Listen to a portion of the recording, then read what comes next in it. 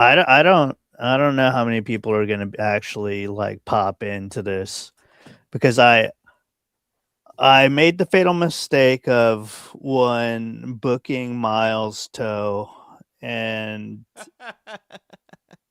despite telling him like, "Hey, we're doing a stream. It's not an in-person stream. You're gonna stream from your own like device. I'm gonna stream from my own device, and we're gonna do a pod."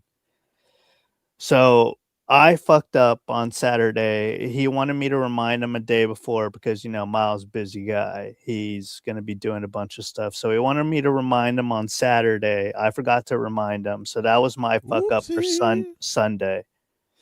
And then on Monday, I told him, I was like, "Hey," we were like, "Okay, we'll do it Monday." So he had like a pod that he was doing, and I had repeatedly told him that it was a stream. It wasn't going to be like at my old apartment stream. It was going to be like, you're going to stream from one place. I'm going to stream from one place. But he didn't realize that was the situation for whatever reason. He So read the first two sentences. yeah, exactly. So Podcast, yeah. we didn't get the stream Sunday. We didn't get the stream Monday. Yesterday I was just kind of like kicking it, and Mm. today I was like, all right, well, I gotta do the makeup stream because I missed those days. So yeah, I don't know, we'll see. It really seemed like I've kind of realized it's like the set schedule. You have to do the set schedule or it's going to throw people off and they're going to be confused or they're not going to be able to pop in, you know for whatever reasons, which makes sense. So, to everybody listening to this, my bad. That's On me. I'm gonna make sure that doesn't happen anymore, um, as much as possible. So I'm gonna take that. This isn't Miles' fault. This is my fault. Um, but yeah, this is I mean, we're fucking kicking it. It's me and Ian, the boys. The boys just fucking having a hang on The a Wednesday night. boys. Yeah. And Robbie might pop in, Robbie might not pop in. It's you know what I mean? He's So like a mythical creature. he has he's like the Tom Bombadil, I think is what his name was from Lord of the Rings. You know what I mean? Like sometimes you get them, sometimes you don't get them. When you do get them, it's a magical time. When you don't get him, it's disappointing to everybody, but you understand that he's off on some kind of adventure, and you can't fault him for it. So, yeah, I don't know. What'd you do for the 4th of July? Do you live in like you guys do your own fireworks kind of area or what's going on? So I live out in the boonies, and literally step outside your fucking door from Friday night until Sunday night. There's a lot of amateur work, Yeah, yeah, yeah, but yeah. but the amateur work are fucking insane rednecks with too much farmer money. Oh, And they're okay. like, we're gonna put on a display. Like they actually have like real explosives Yes, almost. Like they're either gonna blow their hands to bits or they're gonna do like a cool fireworks show. many such cases. Yeah, see, I grew up in a town where it was like, okay, each you know what I mean? I lived in the suburbs of like a very small town. So it was like you would go out in front of your house, your family bought all their fireworks. So you're setting off fireworks. Every house down the fucking street setting off fireworks. So it was kind of cool. That's what I grew up with. But now that I live in New York City, it's like, okay, well, obviously we're not going to top the city's fireworks show. So just go watch that. So I Okay. watched that. It was fun. It was cool. I didn't get too crazy. I could have got crazy, but I decided not to get too crazy. Um, I also had like a little mini vacation this weekend. Like they gave us last Friday off in observance of July 4th, and then I scheduled Monday off to have a little 4-day weekend, which I Yeah, haven't had in a you were while. being a little bad girl this weekend. I was being a bad girl. I was being a bad girl, and it was pretty fun. I didn't really do too much. It was kind of like a staycation. I played video games. I was playing Mass Same. Effect. I was playing Mass Effect again. I'm playing my way through Throwing it uh, back. Mass Effect Legendary Edition, I think is what it's called, which is basically just like the first three Mass Effects. I got it on sale for like it was very cheap. I think like $8 or something like that. So I've been playing through that. Um, yeah, dude. You know what I didn't realize about the Mass Effect games is that they're very short. Like in my Yeah. childhood, Yeah. like I remember them the way that I remembered them was being like 40-hour, 50-hour games, which Yeah. is like a It was standard. no overtime. Yeah, it was like a Just standard RPG, 40 hours, 50 hours. No, it turns out like these games are less than 20 hours to beat. Not going through the main storyline, not trying to do like 100%. They're like yeah. less than 20 hours to beat, which is weird because also it's like I remember back when I was a kid when these games came out, it was like I could put 8 hours to a game a day, you know what I mean? And I don't remember beating the game in like 3 days. So I don't know why I thought they were so much longer than they were, but yeah, they're short ass games. They're still good games, but they're short as fuck. Shout out, I think her name's Miranda, her ass in Mass Effect 2. One of the best asses in gaming.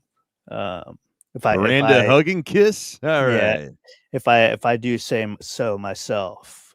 Um, which is the thing that I miss. I miss when women were allowed to be very attractive and have sexual bodies in video games, which it still is a thing, but just not as commonly anymore. Um, which is something I'm upset about, and I think that we need to fix. It seems like the only people that are making like really hot girls in gaming anymore are Japan, Korea, and China.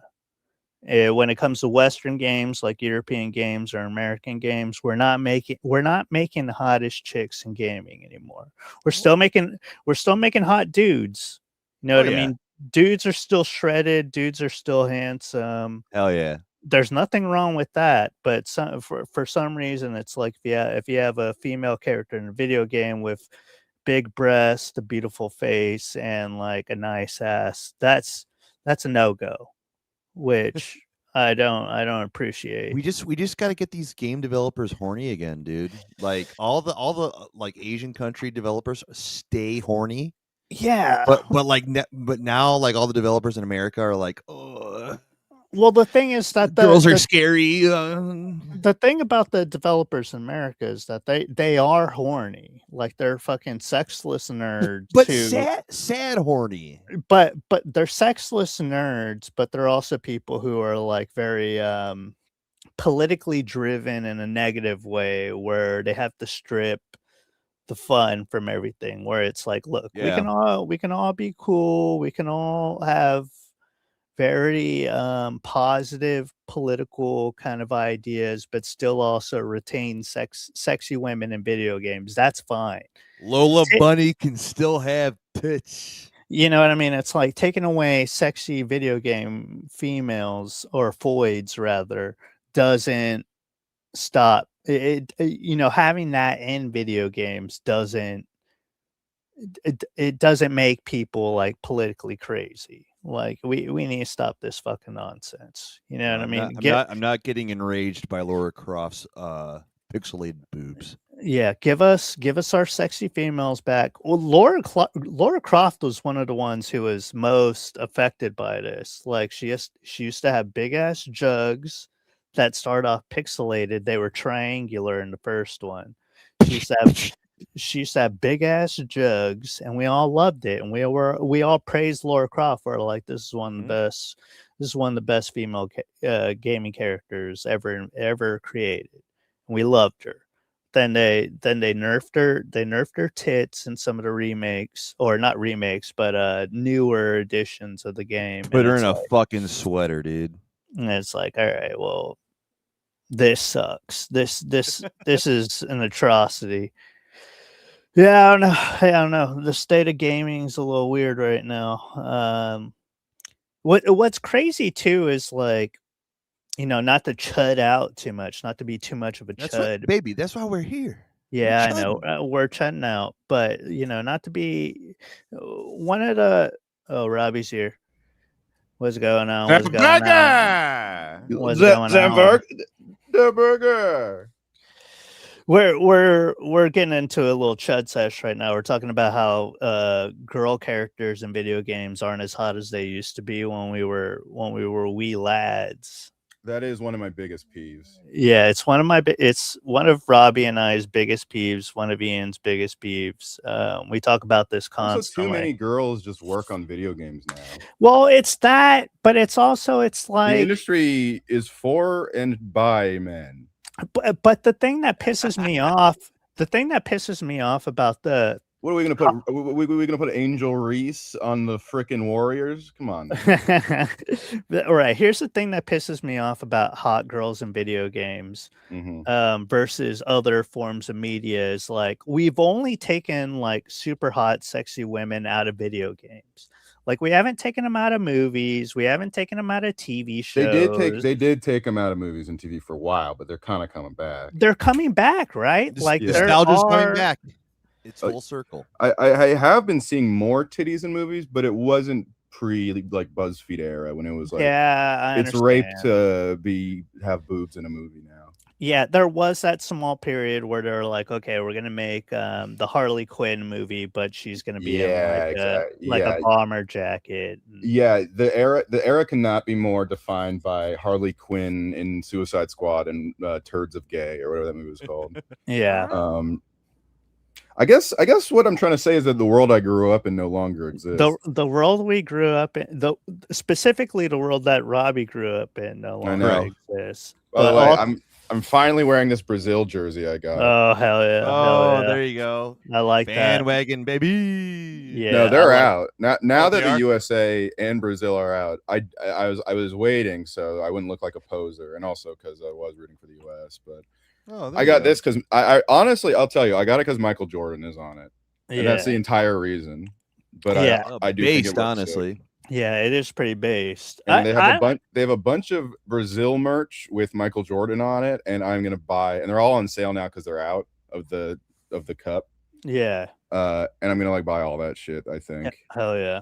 Actually, soccer jerseys are very comfortable shirts to wear in the summer because they have that. I smell bad. I can fucking start reeking in them though because I don't know why, but they just hold on to smell. Well, I think it's because they're designed to absorb your sweat. I think is what it is. No, they aren't. They're bad. They're actually because it's polyester and it's one of the only fabrics that don't absorb sweat. Oh, really? Yeah. I think it probably does the opposite and creates a chamber, a trapped sweat chamber. Microbes and the smelly atoms. There's nothing wrong with having a microbe, by the way. Yeah. Well, it's something I've been saying for years, but nobody's listened to me. But yeah, no, in the world. Yes, what does Michael Jordan have to do with the Brazilian national team? Well, I don't know, but he's prominently featured on their away merch, and I like it. If the next MJ is going to be produced for soccer, it's probably going to come out of Brazil. It's either going to come out of Brazil or Spain. Nate. Yeah. I don't know how much you guys follow soccer. I'm a big soccer head. My best friend excuse me, Drew. It's called football. I'm a big football head, and my best. Move it. Hey Arnold. Head. Yeah. My best friend growing up was Ronaldo. Oh, Ronaldo. Oh, it's there. Yeah. It's there. It's there. It's definitely there. People are gonna call. People are gonna be like, "Yo, look, Drew's gay. Drew's a F slur for saying this." But I'm a messy. Drew's an F slur. I'm a messy guy. Drew is an F slur. We really F slur, Drew. I would never. He's a gay old Mexican. I would never call him that. I can't believe you would say that Drew is a faggot. I can't believe you would ever say that. I don't want to say. I did say that. absolute true, but Trump did that with the word pussy. You remember that when like no, what did he say? when someone in the audience called, I think like Biden a pussy or something, and he was like, "What was that?" Because no one had heard it, and he was like, "What was that now? What did anyone hear that? She said something I can't repeat. I really can't. She called him a pussy. I don't like that." He literally did the Kanye. I'm not gonna say. Yeah, it was a Jewish doctor. I love when Trump does like a little crowd work. You know, he's the crowd work king. Yeah, dude, he really warms them up, dude. I guess yeah. Actually, you know what? You're right. He doesn't do crowd work that much, but it's always great. It's like I don't know if you look at that guy. I don't know if you'd call it crowd work, but he interacts with the crowd. He may not be doing like a back and forth, but like remember that time where he was like, "There's a lot of beautiful women here too, and men. I want to kiss them all, the men too." There's my beautiful black friend, my beautiful black friend over there. Yeah. Do you remember that time he said, "I'm Donald Trump"? Yeah, just like John Wayne. Yeah. Howdy, pilgrims. It's me, John. Did you ever see that Family Guy? Yeah. Oh my gosh. My grandma and grandpa were big John Wayne heads. So I was in on the John Wayne stuff like as a young man. As a young man, I was constantly watching John Wayne movies. And I think that was one of my first like impressions was being like, "Hey there, pilgrim." That's literally what Peter Griffin does in that Family Guy. Yeah. I mean, that's the howdy, pilgrims. It's me, John Wayne. And let's watch. You don't have to watch it, but I think that's my favorite fucking Family Guy subplot where Peter just does that, and Quagmire is like, "Let's start an improv troupe," and like Quagmire and Joe are super into it, and Peter just every character he does is just John Wayne. Howdy, pilgrim. And then Joe's like, it's so funny how Quagmire is just like a corny improv guy. It's just one of the funniest fucking things I've seen. Yeah. And at the end of the show goes disastrous, and Joe just goes, "I just took a Duke." Yeah. Just no. Quagmire is kind of like your prototypical improv guy where he's just like high energy. He's horny. A rapist. He's very high energy. He's very horny. He's a rapist. Yeah, he's like a goofy rapist. That's like every improv guy, huh? Yeah. Rape with personality. Yeah, I don't know. Pizzazz. Hey, Meg, 18 yet? I could never like get out of the feeling of like when I was trying to act or when I was trying to be in like as a younger person trying to be in like skits and stuff. Like I suck at acting because like the immediately when I'm trying to do it, I feel like the corniest person on earth. And I can't shake that feeling. I know that you have to get past that to be able to do that kind of stuff, but I could never like actually like get myself to not be like, I feel like the lamest person in the world right now, which is the thing about me. You know what I mean? It's not a thing about improv, but yeah, I mean, I don't see you being an improv guy at all. No. Yeah. I think your strength is in your writing and your like natural voice. Like having to like do a different voice on the spot does not seem to play to your strengths, I would say. Yeah. It's writing and then just saying nonsense. I could say nonsense. Getting lost in the bit. Yeah, getting lost in which the actually bit. is a good improv skill. Yeah, maybe I should go back to it. Maybe I should circle back. Maybe the problem is, but you'd have to play like every scene. You'd have to play like a chud. Yeah, that's true. But I have been thinking, I'm like, maybe I'm like a Rodney Dangerfield where I'm not really gonna like take off until I'm like in my mid-30s. Yeah, that's what every unsuccessful comic says, basically. Yeah. Like, hey, what about Rodney? And I am an unsuccessful comic. So am I. And I also think about Rodney all the time. Yeah, that's the one guy that we have to go on. Well, what's nice is he's also the funniest guy ever. He's like the best comedian ever. Yeah. Yeah, that's also proud nudist. We're a couple really Rodneys. Rodney loved letting his hog hang. Hey, all right. He was like, don't look at it. I guess that is the last ditch effort to get respect. Yeah, I mean, have a big penis. I mean, he did just like do stand up in like a bathrobe. Yeah. So I mean, yeah, maybe like, his character in fucking what was that movie? Natural Born Killers. Maybe that was the real Rodney. I think so. Honestly, where's that siren coming from? Hold on. Oh, it's my ride's here. No, I don't know if you know this about New York. Sometimes you can hear what's going on outside. It's called, we like to call that the Brooklyn wind chimes. All right. Yeah, that's pretty good. Dude, that's what I did. Dude, I love Zoran Mondani, or Zoran the Moran, as Big T called him. Yeah, what's up? I just signed up. He has a free fucking co-working space. There's like a fucking free WeWork for freelancers in New York now. Oh, really? Yeah, and my friend Andrew works there, and he said it's awesome. There's like free coffee. It's like a WeWork. Wait, so he literally did the thing. Remember when we went and we had that podcast with Who Shall Not Be Named at that bookstore? So he's literally Taylor? He's literally doing the he's literally doing the Socialist Podcast Studios. Yeah, he is actually, because it's like designed for artists. There's like a $60 photography studio that you can rent out to, and you get like 10 free bookings a month. You pay $30 unlimited. It seems great. Hey, we should check that out. I already signed up. I booked for and here's the thing: it's like I need like, I do a lot of my work from home. Yeah, but it's better when I'm definitely. I mean, everyone says you're more productive at home, but I'm obviously more productive when I'm like at a coffee shop or something. I don't know who could possibly be more productive at home. It's a lot of editors and introverts.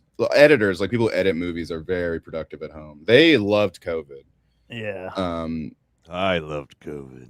Yeah. When I worked at home during COVID before I moved here, I was like, okay, let me put the TV on in the background. I'm going to do work on my laptop, but let me boot up a video game on my main computer.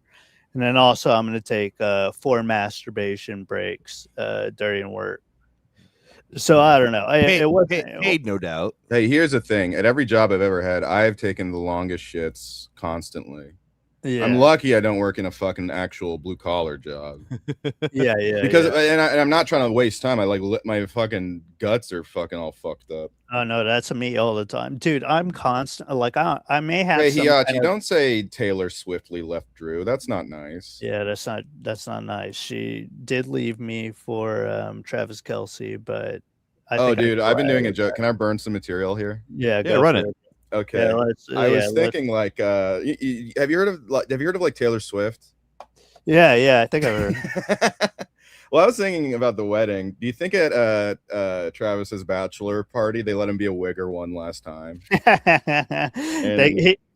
He put those diamond stud earrings back in. They took him to it like an Atlanta strip club or something. Like beforehand, get him the perfect high and tight haircut.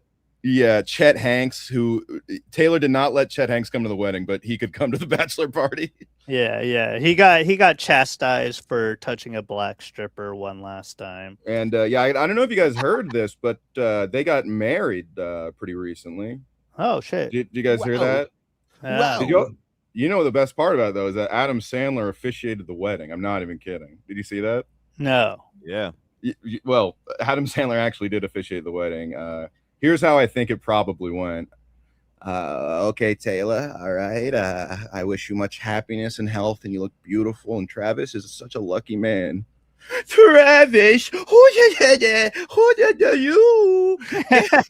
get in the hole. Don't you want to get in the hole? And then I take out my keys and start jingling them. What was Travis was in Happy Gilmore too, right? Yeah, Sandler officiated. That was obviously a bone thrown to Travis. Yeah, because he's like a fucking. That's fun. He's America's sweetheart now. It was a Jewish wedding. It was a Jewish wedding. I don't think Taylor will keep staying out too late, because a cool thing about Taylor Swift in the Travis Kelce era is that she seems like she's like an alcoholic now. Yeah, that's tight. I know, and she's like a little thicker. She looks great. I love. Yeah. Taylor Swift, if you're watching, I would love to have sex with you if you wanted to. Yeah, if you guys are in an open relationship. Which they might be. I don't know. All three of us would like to have sex with you, Taylor. Congratulations. Yeah, no, do you think she's swinging back the booze? Yeah, she was like drinking a shitload at that Knicks game. Oh, and yeah. She goes to like a lot of like sports stuff and drinks and stuff. She likes to. I think she likes to party. She's cool. Yeah, I mean, I've cut down on my drink. Wow, she's so cool. She drinks. I honestly, when a girl drinks, it's like that's sick. You're so grown up, dude. It's especially you stay out late after, too. That's crazy. I now pronounce you water boy and wife. Especially after like dating a girl who doesn't drink, dude. QB matrimony. Dating a girl who doesn't drink fucking sucks. I know. I can't. And you know, it's funny. It's like when it started off, she was like, you know, I don't care if you drink, it's fine. You know what I mean? I can be around it. It's not like a big deal.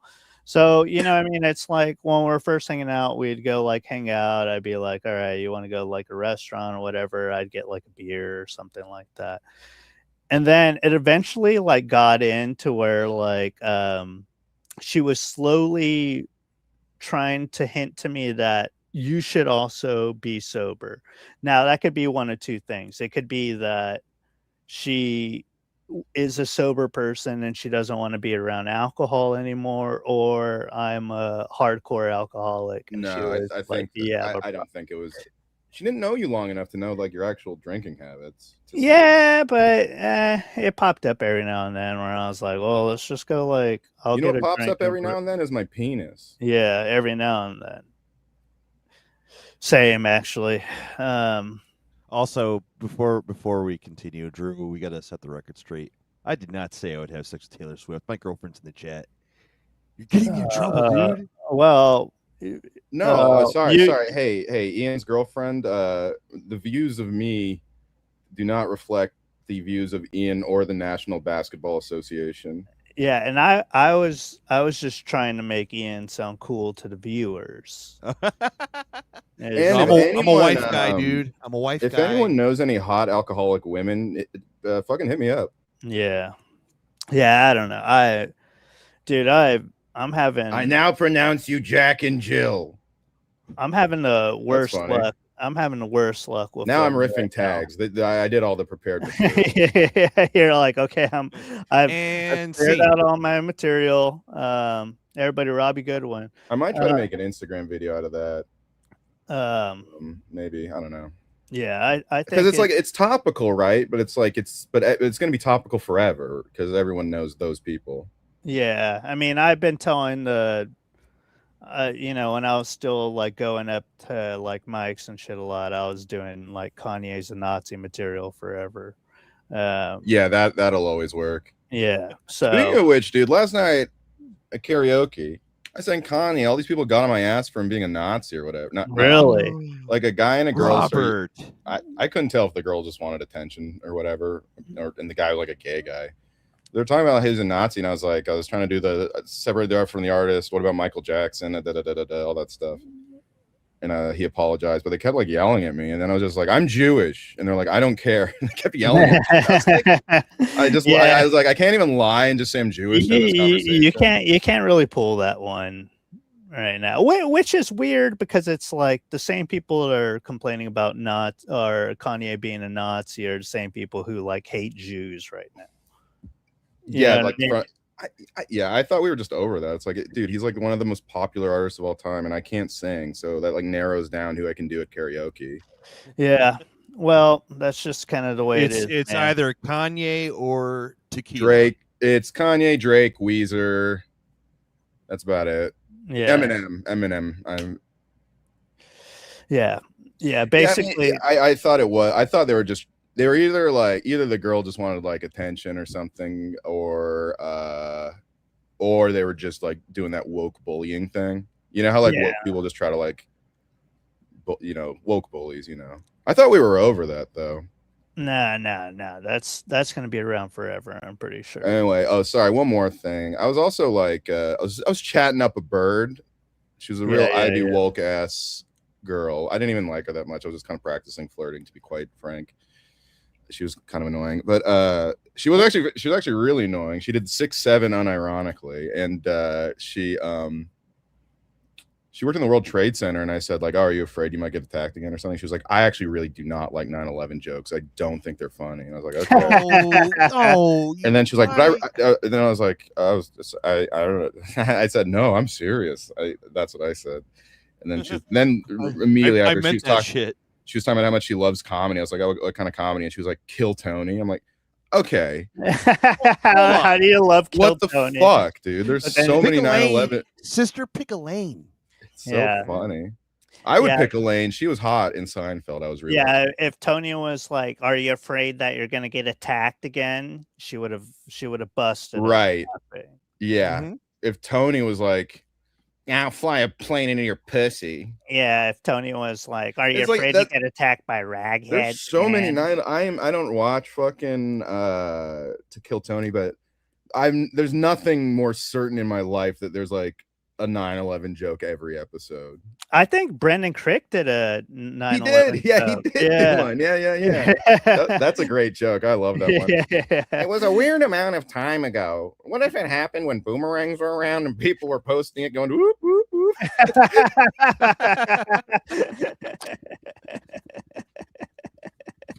How about Barn Dog is shout out Barn Dog, love you, brother. Literally one of the funniest stand-ups.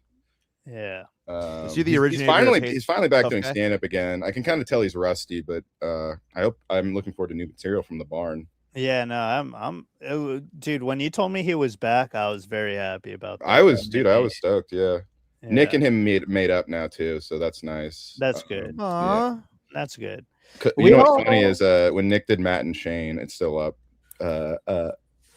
I think Shane was kind of trying to egg him on to talk shit about Brendan, and Nick was like, I don't want to talk shit about Barn Dog, and Shane just goes, no, come on, trash the barn, dude. I thought trash the barn was so funny. Very Shane. I thought it was very funny, like that Red Bar clip of it was before. It was obviously Shane was still big, but it was before Shane blew up to being like a national like dude.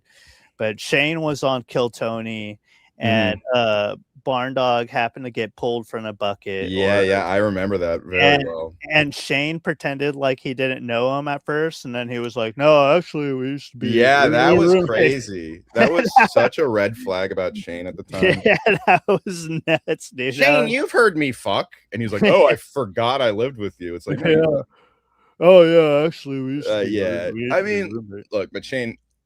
Yeah, that was when Shane was kind of coming up. Yeah, and he was like, I think at the time he was kind of trying to impress the Legion of Skanks, which is funny to think about. And but it's funny to even do that. Just like, who cares if he's not famous if you still live with him? We don't. What was cool is he did seem really excited when Brendan's name was called. If you watch that back, But after that clip too, I remember Brendan loved that clip, and they started calling Red Bar friend of the show Mike from Red Bar whenever they talked about him on Coward Hour. Yeah, good times. Also, that's a funny comment from Show Me the 1099s. Yeah, I think you might have coined Shane's position in culture, national dude. Yeah. I mean, that's kind of what he's like, the dude now. I mean, I don't know. He represents dudes. Yeah, he does represent. But that's because there's still not that many like public dudes. Yeah, true. I mean, he's like I'd say he has his finger on the pulse, and people can see it about dude culture now. Yeah, you know what I mean. What do the bros want? Mm-hmm. More so than any other comic. He's like he's the nation's like normal or nerdy guys. He's their that wannabe jocks. He's their friend who's like their fake friend who's like who convinces them that they're a jock. Yeah, exactly. He's the jock friend who makes you a jock by association. Yeah, but also says like some nerdy stuff, you know. And so it's like, he knows a lot about history, and I guess that's kind of like I find myself falling into that hole because it's like pause. What well, hole You could be you fall into Shane's hole. No, fall into holes in general. What, And dude? This gate, dude. Stop, dude. All right, well, hey, take it easy, Stanley Yelnats, falling in all these holes. Oh, yeah. Stanley Yelnats. How about Stanley Yell Natalie, the producer from Gas Digital? Yeah, Stanley Yell Natalie Cuomo. Yeah. Oh, dude, I was sitting on this one. I was waiting to go live to say this one. The Strait of Horror Kuzma. I was really like, I didn't want to post in the chat because I was like, I'm gonna wait to say that on the because only 2 guys will get it. It's gonna be Drew and Ian. So, oh shit, dude. Yeah, Natalie Cuomo. Dude, Kuzma just posted this long fucking tweet, like and it sent waves. Everyone was talking about it, like arguing about the CBA, the NBA. I clicked on it.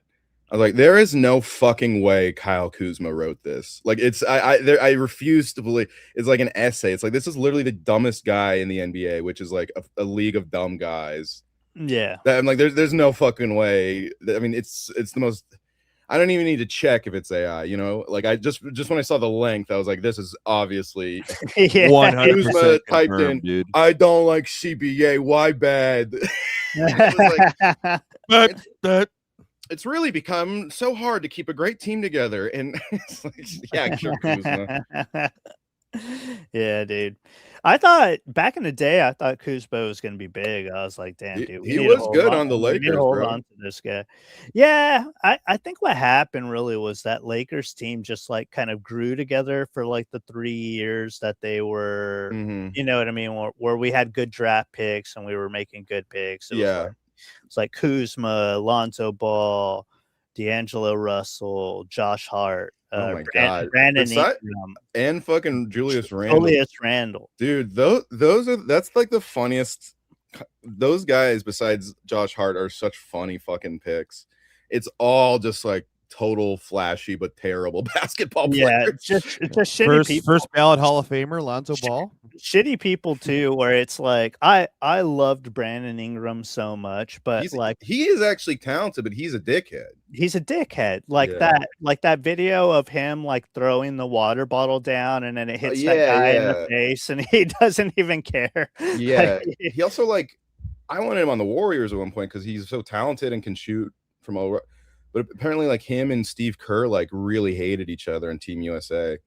I was like, that probably means he's a fucking asshole. Because if you have beef with fucking Steve Kerr during an exhibition, fucking whatever, it's like, what's your problem? What is your actual problem? I think the thing is like Kerr humbled a lot of people on Team USA because they're, we have so many stars. No, it was like before that. It was like whatever they're doing right now. With basketball, it wasn't Olympics. It was like the team, I don't know what it's called. FIBA. It's FIBA. Yeah. But it's like, he humbled people, you said? Yeah, just in the sense where it's like we have so many stars. It's like not everybody's gonna get. Yeah, I thought he did a really good job of like using certain stars as role players. Like it's the best basketball I've ever seen Devin Booker, Joel Embiid, or quite frankly Anthony Davis do, just because they like bought into like being just playing a role. Yeah. Even Steph was like setting screens for LeBron. It was cool. It was cool to watch. Yeah, we'll see. I'm very pissed. I think very, very low IQ fans don't like Steve Kerr because they don't understand what he's doing. Yeah, well, why don't you play Tatum? Why did you play Tatum? Yeah, Tatum being like sad, like a little sad emo bitch about that it's too. Like, dude, your shot was awful, and you are like, and it's justifiably you're fucking banged up from winning the finals. Oh, well, not only that, it's like look at everybody on like the starting five. It's like you play the same role as Kevin Durant. Yeah, it's like sorry, there's not a lot of time. Shut up, bitch. Fucking Kevin Durant and Kumia. Okay. Let's think about that. Okay, they both wild out on Twitter. Yeah, they both say the N-word. They're both kind of racist. Yeah. Wait, he's in Anthony isn't kind of racist. He's in a group chat. He's in a group chat saying the N-word. Yep. Kumia also got in trouble for talking shit about Opie, his teammate at the time, on the air while they were working together, and he accidentally sent it to Opie, so it got like leaked. It's so funny. Yeah, I never was like an O and A guy. Until after it was over. Like the best thing O&A did was like, or Sirius did, was not copyright strike a lot of the O&A YouTube shit, because that got so many people into the show. If they were smart with Howard Stern, they would have let them do that too. There's so many great Stern clips that's yeah. just like no one accesses who doesn't have Sirius, and like they don't even have it on demand. You just have to, they have just like a station that plays old Stern, and it's like, okay. Yeah, Stern. I don't even know what Stern sounds like now. Does he even have chicks riding the Sibian anymore? No. He just kind of just talks about like old guy stuff and does celebrity interviews. And Yeah, he has a lot of impressionists on. That's how I got on. I think he might not do as many now though. I think he cut down on those. That sucks. No. I was catching up on Club Random today. Actually. Oh, great! Oh yeah, I need to catch up. Yeah, I'm really behind on. I'm really behind on the Cape Fear show and Straight Shooter with Steven. Yeah, I need to catch up on Straight Shooter actually, but I was catching up on Club Random today, and he had Bo Derek on. And it's so funny because whenever you listen to Club Random and he has like a chick on, a Foyd on, he's like immediately trying to fuck up. Have you heard the stories that he like does fuck like a lot? Yes, yeah. He was fucking that black chick Superhead. That was like Lil Wayne's ex-girlfriend. You know what I'm talking about? Yeah. Oh yeah, Superhead. The girl, her name is Superhead because she like blew a bunch of dudes. Yeah, she was really good at sucking dick. Okay, you need to suck my dick now, Superhead, because you're black. New rule. When I come home, I get a blowjob. Okay. That's why I'm fucking Bang Bang Margang. He's like a secret fucking Lothario. Yeah. Shout out Superhead, friend of the show, Superhead. She was on the Champs once, and she came off like a fucking retard. She's a bitch. Every time I've heard her speak, I'm like, okay, well, you obviously think you're a lot smarter than you actually are. All right, but that's every woman. For being a lady who's famous for sucking dick very good. Right. Literally like a famous background, like you're a famous background dancer, not even like a main dancer. Yeah. Yes, Raphael, Bo Derek's still alive. And honestly, for a 69-year-old woman, I was looking at pictures of her today. Not bad.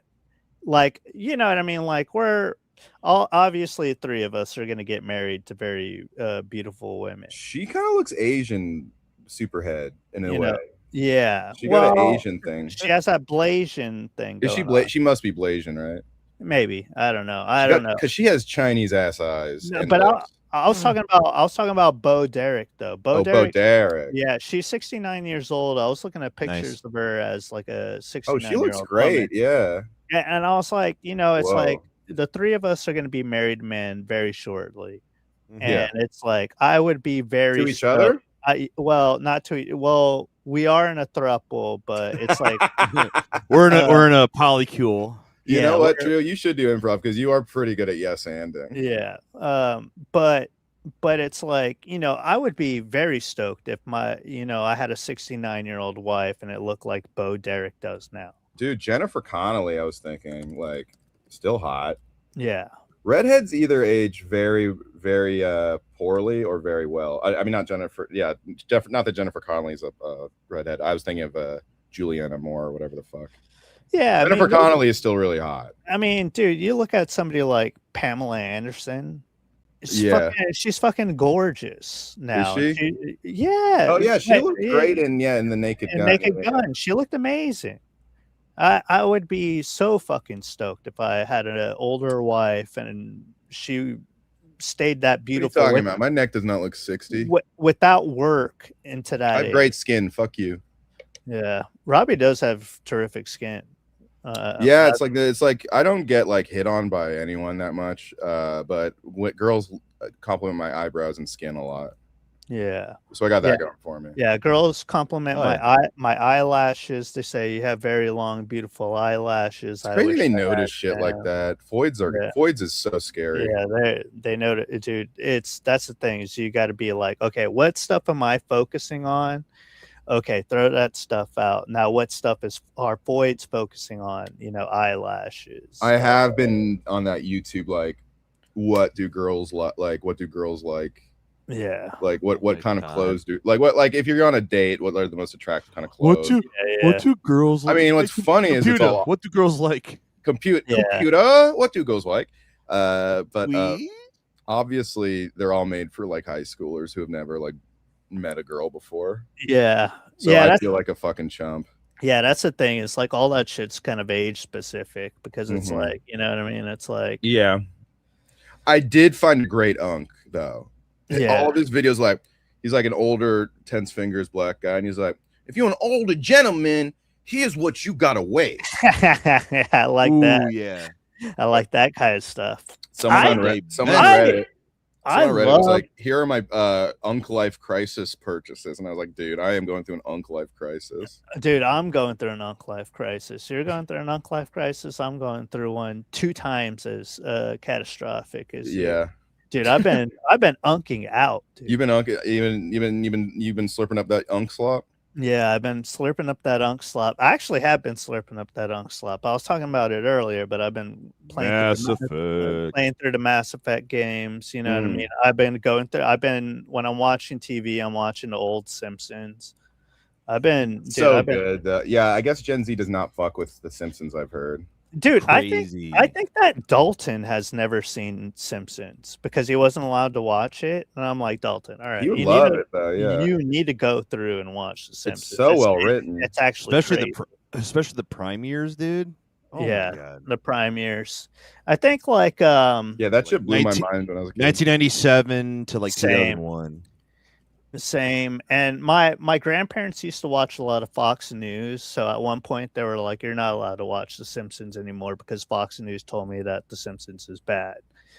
And so there was like 2 weeks where I wasn't allowed to watch The Simpsons, and then they forgot about it, and then I was back on the Simpsons train. But that was my mom did not let me watch anything but PBS for a very long time. Just PBS? Yeah. Damn, dude. My dad was fucking sick. We were watching Beavis and Butthead and Ren and Stimpy together. That's awesome. Yeah. Oh, my mom. I mean, I would be able to watch like I remember when I was a kid, I'd be allowed to watch some cartoons, but she got in her head like when I was starting to actually like when I would have been starting to get into stuff, she like wouldn't let me watch anything with PBS. But listen, PBS got some bangers though. It do be having bangers, but the thing that I broke edge with was The Simpsons, and I watched it. I remember it was a season 13 Treehouse of Horror. No, maybe it was Treehouse of Horror 13 actually, which would be in season 14. Did you know that you wanted to be funny yet? Not really. Yeah. See, that's my thing. Is like I wanted to be a comedian though, pretty young though. After my dad took me to see Jerry Seinfeld. And that's why I can never really fucking hate Jerry Seinfeld. It like blew my mind when I was a kid. Well, I mean, like you got to respect. That's funny, Hiachi.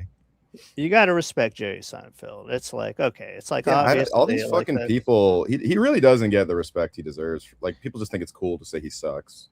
Yeah, and it's basically just because he's not dirty. You know what I mean? Well, I think it's also because he's like insanely rich and like kind of autistic now, but. His stand-up was great, and everyone's like, oh, it was all Larry David. The last 2 seasons of Seinfeld are some of the funniest seasons, in my opinion, and that was ran by Jerry. Yeah. I mean, you know, it became a lot less grounded, but I thought it was so fucking funny. What was that Seinfeld bit? I had this Seinfeld bit that I thought was very funny, where it was like straight edge. Why do they call it straight edge? You're not being straight. You're being gay. Call it gay edge. Who said that? I said that. That's a Drew original. You gotta do that. So it made me make an Instagram video or do it on stage. Or something like that. That's really good. Yeah. I mean, yeah, I don't know. People said his stand-up sucked, but I loved the bits before every episode. Yeah, me too. And the closing at every episode, it was the best. It was the best. It's like I still remember some of them because I thought they were so fucking funny. It's like, you know, the most respect we show anybody is the guy who drives that slow thing in the airport. like that. It's like everyone stands to the side and they're like, look at that man. Who's that, Daddy? That's the greatest man in the world. I just always thought that was so funny. Dude, he's an incredible joke writer. Yeah, I mean, and you have to think about what stand-up was like before him. It was like fucking like Henny Youngman and shit. Yeah, joke. Yeah, it was like he actually he was the first guy to think about what if I like observed something. Yeah. I mean, that observational comedy had to exist before that, but he definitely like modern stand-up kind of starts with like him and Shanling and like when he was starting, there really weren't any comedy clubs. He was talking about when the Punchline in San Francisco started because he loves it. He was like, because apparently it was like one of the first clubs. He was like, oh yeah, and I remember like a comedy club got invented and the Punchline in San Francisco, and I really liked it. Yeah. He's become kind of angry on stage though lately. He's like really like pissed. He like acts really pissed off the whole time, I've noticed. Yeah, but it's like, dude, that's just an old guy thing. I think you're literally a billionaire old Jewish guy. It's like they're the angriest. It's like, I know that you love stand-up, but you really don't. Well, actually, I'll give him this. I was going to say that he doesn't relate to anybody, but he actually can figure out what's relatable. I actually think him and Larry David's style of comedy is weirdly like rich. Like, you know how many comedians like get worse when they get rich because they don't relate to anything. Yeah, those guys are so annoyed by like the most small but universal things that they're like, what they find funny is like kind of like that proof. Yeah, they like hate like when people eat slow. Like their materials about like eating slowly or something. yeah. It's like stuff you can't avoid. Like. Whereas like Tom Segura's like, if you use a washcloth in the shower, you're poor. Yeah. Oh my dude, that Tony Hinchcliffe joke where he's like, my maid told me, why did you tell me to vote for Trump? There's ice. And I said, Juanita, the guest bedroom needs to be cleaned. Dude, that's like the most evil and also not funny joke and also like weirdly unrelatable. Dude, he's not a man of the people, I don't think. I admittedly listen to Joe Rogan's podcast because it eats up a good chunk out of my day at work, you know what I mean? So I'll listen to those episodes. And Tony was on a recent episode and he was talking, I don't even know how they got there, but he was talking to Joe. He's like, yeah, so I got this high pressure water pick to floss between my teeth and like and he's like, so you know, he's like, I'll brush my teeth and then I'll use the high power water pick after I brush my teeth to see what I didn't get. And he's like, and there's so much stuff that comes out of there. And then he's like, and then I'm thinking like, think about all the regular people who aren't flossing their teeth that just miss all this stuff. It's like, Tony, the flossing industry wouldn't exist if regular people weren't fucking flossing their teeth. Like, what do you think it is? Just like the 10,000 rich people in the world that are. That's what's so funny about Tony is he thinks like. That's like anyone can get a water pick. They're so fucking. I have a water pick. I have a water pick. It's so fucking funny how like he just can't. He's like addicted to flexing. It's a general narcissist thing. But he does it really bad. I heard a story where they're in the green room and then like of the mothership, the mecca of comedy. I say yes, the mecca. There a lot of people were backstage kind of talking about their love lives or whatever, and like complaining and Tony's like. They're talking about being lonely or trying to find love. And Tony's like, yeah, I'm, me too. I just have no one to share my $5 million marble floors with I just installed. What a fucking just absolute self-parody. But it's also, it's like obviously that like Tony, and like whenever I've heard him tell these stories, he doesn't want to get into it too much because you can tell it's obviously painful for him. But he was so made fun of and picked on when he was a kid that obviously all this flexing is a way of owning the people that picked on him. Yeah, exactly. So like he's like a pedophile who got molested. Yeah, yeah, exactly. Which is, I guess, most of them. That's also why he's gay. I don't know if you know. Yeah, okay. No, I mean, he wants to be King Joffrey. He's like, play my games, you know. Yeah. It's like so fucking. Yeah, but he's worse than that. He's fucking Mandark from Dexter's Lab. Yeah, I mean, it's very cringe and embarrassing when you see through it all, and you're like, oh, you're just like. I've heard like even the Rogan guys, like even on that side of the, you know, they all think Tony is fucking cringe, and that's like either people laugh at him. It's mostly like the best case, like everyone like under Tony like is a sycophant to him. Yeah, but, like the actual friends apparently are just constantly like fucking Tony, Jesus Christ. Like they laugh at him a lot, or they enjoy him, just like, oh, classic Tony being Tony or whatever. But but they don't think he's cool. I don't think they think he's cool. I think that they're like, look, this is one of the biggest guys in the industry right now. Yeah. And I have to play the game. But you know what's weird about actually, when I grew up, I watched LeBron James playing basketball. It's kind of like my next door. He said that. It's kind of, but it's like when you think about like not all the comics in the Rogan sphere, but like a good amount that he thinks are like the funniest people on earth. Like I've heard Rogan say so many times, it's like Tony is like the best, one of the best. Oh my God. I think he's called him an assassin.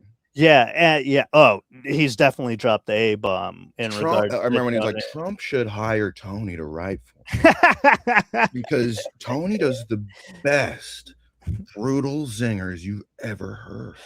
But it's like when you think about all the comedians that, and then you watch Tony roast people, he's like, "You're fat." It's just like, yeah, he's you're like, fat. I'm gay. Like, your country's a piece of shit. Mm-hmm. At the rally, everyone talking about the Puerto Rico joke, which hilariously that's recycled from his act. But the worst one that he said was when he was like doing crowd work. He's like, yeah, I have a lot of black friends. I just spent Halloween with them. We carved watermelons. I'm like, come on, man. This is a fucking political rally. Come on, man. He's like, but the Dems blew it, not like using that as the thing. It's funny that Tony was like, okay, who do Trump supporters hate? Okay, let me get my black joke in there. Let me get my Puerto Rican joke in there. It's like, and I don't even think that Trump supporters care about Puerto Rico. Yeah, that's the thing, is like a lot of Trump supporters are like, you know, they're at least better at justifying it than Tony. Tony's like, yeah, I just hate Mexican people and black people. Remember that one? There was another joke in Man of the People, and again, I don't think he's a man of the people. Yeah, where he goes like, Latinos, where are you at? And they're like, woo, and he's like, it's a lot more quiet since a certain election, huh? Like you're just okay, so you're just saying the quiet part out loud, that you just like Mexicans being scared. Yeah, being deported. Yeah. You just like that they're like not having a good time out here. Yeah. Speaking of which, I know I told you guys this already, but it was crazy when I picked up that girl at my work. So yeah, dude, that was wild. What you did? I told you about this. It was in the group chat. I talked about it in a group chat, but I must have missed it. So I work for a company that sells shit online, and what's the name? What's the address of the company? Yeah, it's Docs. 1345 Fake Street. But no. So it's New York. Wow, Drew, that was a good one. Yeah, 145 Fake Street. Yeah.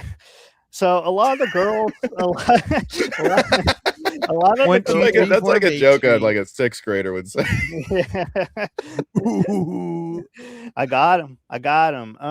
No, so a lot of girls that we only have women that work in our warehouse, because one of the Jewish guys decided that he's like, all right, look, you have Mexican guys in the warehouse. They work hard, but they slack off sometimes because they're joking to each other too much. He's like, if you have Mexican women in the warehouse, they work harder, but the only downside is that they have drama with each other. So what he decided based off of that was that we should have women working in the warehouse and not men. Whoa. So we have like 20 like different like South American women working in the warehouse. And there was this one girl that we had working for us who initially, when she got hired for the job, she gave us a fake social security card, but it worked. Oh boy. But it worked. And we had her hired on for like a year and a half. And then one day she came up to me and she told me through like a translator, she was like, hey, I gave you a fake green card at first, but now I have my good, like actual real social security. Can you put this into the system because I have to pay taxes? And I was like, okay. So we kept her on. And oh damn, that's tight. I guess this girl kept on missing like appointments for whatever kind of thing regarding like her immigration. Oh yeah, you gotta jump through hoops.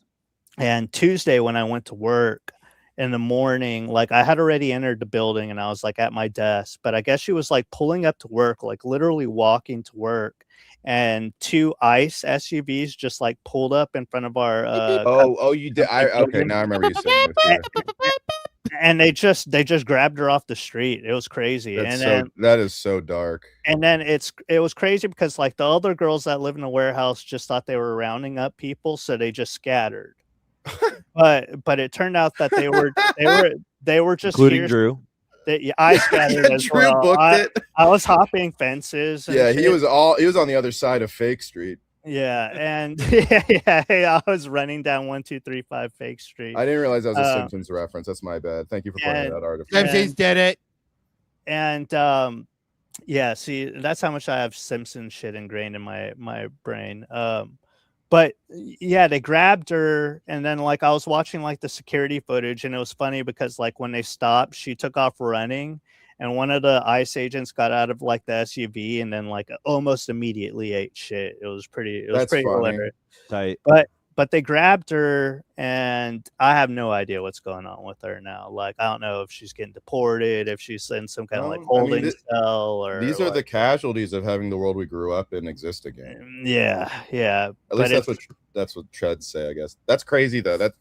So what was your reaction? Like, how'd you think emotionally when you saw it? I mean, it sucked. I was very sad because not only was she like a lot of, you were sad because they didn't get all of them. Yeah, I was sad because they didn't get all of them, but that the one that they did get was one of our best employees, like one of our most productive. That sucks. Yeah, but it just, you know what I mean. Feel how you feel about like illegal immigration in general, whatever. But it's like you also still got to think it's like this lady who got nabbed, she has children, she has like a family here. Yeah. Now, I don't know what's happening with the children. I don't know if they have people to stay with, if they're also going to get nabbed and deported. I don't know, but it's like it's a sad thing. You know what I mean? No, I'm actually really bummed out now. It's a sad thing, and I feel for her. And shout out Sylvia. I hope that everything's okay. I don't even understand why they do it here. Like, they should send ICE to like, I don't know, like more like red states or something, like where they actually care. Yeah, I feel like it's not even benefiting. Like, New Yorkers don't give a fuck about illegal immigration, really. Yeah, and honestly, it's like when you look at my business, it's like we love illegal immigrants. You know what I mean? A lot of I take that back. Any kind of federal people who are watching this, we do not employ illegal immigrants. She just happened to. I'm not a pedophile at all. Yeah, I'm not a pedophile, and we do not employ illegal immigrants whatsoever. Thank you for telling the truth about that, Drew. Yeah, I mean, I had to air that out there. No, but I was also. Now, here's my problem with ICE agents: is you can't spell ICE agents without Ice Age, and that's a funny movie. Yeah. Red. Good. Hey, how about some coffee flavored ice? Yeah. Oh, hey. How about some coffee flavored mammoth? Oh, God. Oh no, I'm turning to DeRosa. I can't believe I'm just as famous as John Leguizamo at this point in history. Mammoth Deborah, please stop busting my balls. Mammoth Deborah. He was the mammoth, right? Hey, Mammoth Raymond. Okay, Mammoth. Everybody loves mammoths. Yeah. Oh God, it's an ice age. I gotta get Nirvana sucks. Mammoth Deborah, please stop having sex with Mammoth Robert. Why the hell is Scrat so popular? He doesn't even say anything. I'm out here telling jokes. Deborah. Skiddish. Ray, I love Ray I think Jack Romano. Black is in it, right? I love Ray Romano, but he strikes me as a mean guy. Really? I think he seems like just like a normal dude to me. Really? He strikes me as a guy who's very successful who would be mean to lower level guys like ourselves. I just Googled, is Ray Romano nice in real life? And it says he is. Well, Google. I see it. He seems the most like a normal guy. Like his stand-up is just about like being a guy, and like he's not like, I don't know, he's not like a psycho about anything really. He's just like he feels like he almost like he's like chill about like I don't get the sense that he needs to be in front of the spotlight constantly. Yeah. You know? I guess it's just that he played like a dickhead in Bookie. And that's like the and an Irishman. He's pretty good at all. He's a good actor. Ray Romano's actually a good actor. He ruled an Irishman. He did. He's done a few actually really fucking good. He was the best part of that Kumail Nanjiani movie too. Which one? Oh damn. The My Wife is Cancer. The Big Sick or whatever. Yeah. The big penis. Yeah, the big penis. Which, you know, I'm gonna be straightforward right now. I've been watching like a lot of Indian porn. Okay. And all right. Feather or dot com? Dot. Okay. And let me tell you something. It's like a lot of amateur porn because I don't know if they actually have porn studios. So it's I'm still fucking laughing at Mammoth Deborah. She's having a meltdown. And Mammoth Deborah is really fucking sorry. I didn't mean to interrupt. From what I've gathered from all the amateur Indian porn I've been watching, Indian guys got hogs. Do they? Yeah, they're hogged up, bro. I mean, in the porn though, right? And no, but what I'm getting at is this is amateur porn. This isn't like a studio that's picking out the guys with the biggest hogs. Now, it could be that the Indian guys that are brave enough to make amateur porn. I'll tell you something. Hogs. I was pretty good at picking out the biggest hog when I married my freaking wife. Your roster of ex-girlfriends is hog. Yeah, I don't want to say they were big or anything, but let's just say my life was a little bit like Babe 2. Yeah, there's a lot of pigs in the city in my dating history. Yeah, Robbie met all of his ex-girlfriends at Hogwarts. No, let's not bring that up. Only one of the girls had STDs. No, I just meant I'm kidding. I was like, oh shit. Look, I watched Oakjaw. I thought it was a romantic comedy because of how much it reminded me of my fucking ex-wife. Yeah. I feel like it's only a matter of time before. Did we do Bong Joon-ho hit transplant? Bong Joon-ho. No, it was Bong Joon hit transplant. I think that was Dalton. The Korean director. By the way, I asked Tom Myers to come back on the Arena of Ideas, and he said he's booked till November. Jesus, so funny. I love Tom. I do too. Man. He's such a goat. Yeah, Tom's a friend of the show. Hopefully one day a Dabbleverse fixture at this point. Yeah, hopefully one of these days I can get him on. I need to figure out my booking situation because I realized when I started putting this together, I was like, oh shit, I kind of have like a small roster, and my 5 years of hearing being comedy and being very antisocial has not prepared me enough to get. I mean, I will say you do seem to rack up a lot of good contacts for, not necessarily being the most active, Well, that's the thing. It's like I was lucky enough to have Miguel and Rowie. So Miguel, being handsome and charming and people naturally gravitating towards him, put me in contact with some of those people. Mm-hmm. Right. And so it is weird because it's like right. He was like your hitch. Yeah, exactly. Yeah, he was like. You should just come hang out at Fight Club. Fight Club's a great. Like a lot of people come through Fight Club.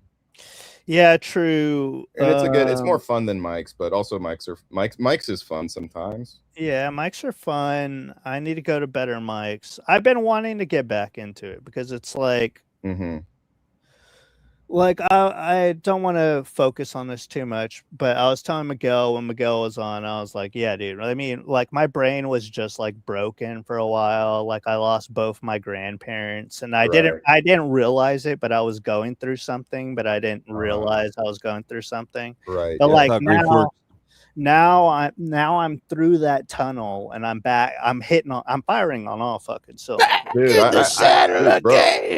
Bro, I can tell, man. I'm struggling to keep up with you right now. Yeah, I'm firing on all fucking cylinders. I'm like a, I'm like a 1968 Mustang 8-cylinder. Now, what if you were firing on all Bob Dylanders?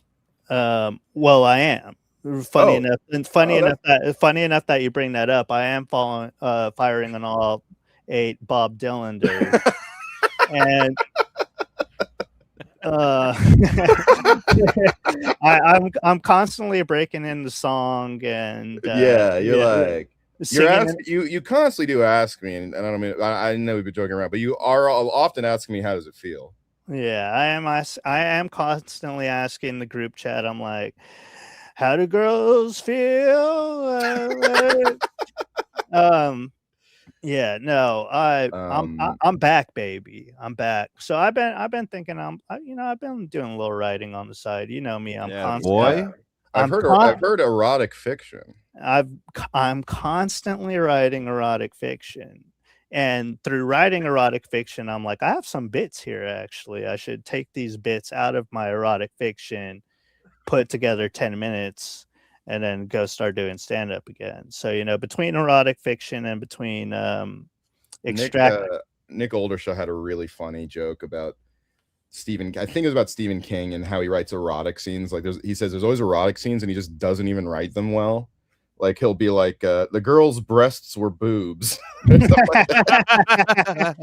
Who's this? Stephen King? Yeah, Stephen King. He hates Stephen King. It's so funny. He's a big horror fan who just fucking hates Stephen King. Then. I tried to get into Stephen King and I just could not do it. I was trying to get into that series with the cowboy that they made a movie that didn't do that well. Maybe like a handful of years back. Stephen King got some fucking bangers though. He has bangers for sure, but it's definitely saturated with shit. Yeah. He's like a 1 in every 10 is good, kind of. Yeah, but he's got like some of the best horror movies are based on his books. Oh yeah, no, he is one of those guys. He also got the Ivy Long or the Ryan Long Woke. Yeah, the Ryan Long Woke. Running Man, that's him. Running Man's great. I was actually I think we can all agree that his most famous and best is The Life of Chuck. The Life of Chuck. Which one's that? Is that the movie with? I don't know. There was just a Stephen King movie called The Life of Chuck that came out like a year ago. And I was like, wow, people can't wait to see Chuck Mania. The Life of Chuck. They can't wait. Yeah, it was just called The Life of Chuck. And like, yeah, I think they wanted like, oh, that's just terrible. That's terrible.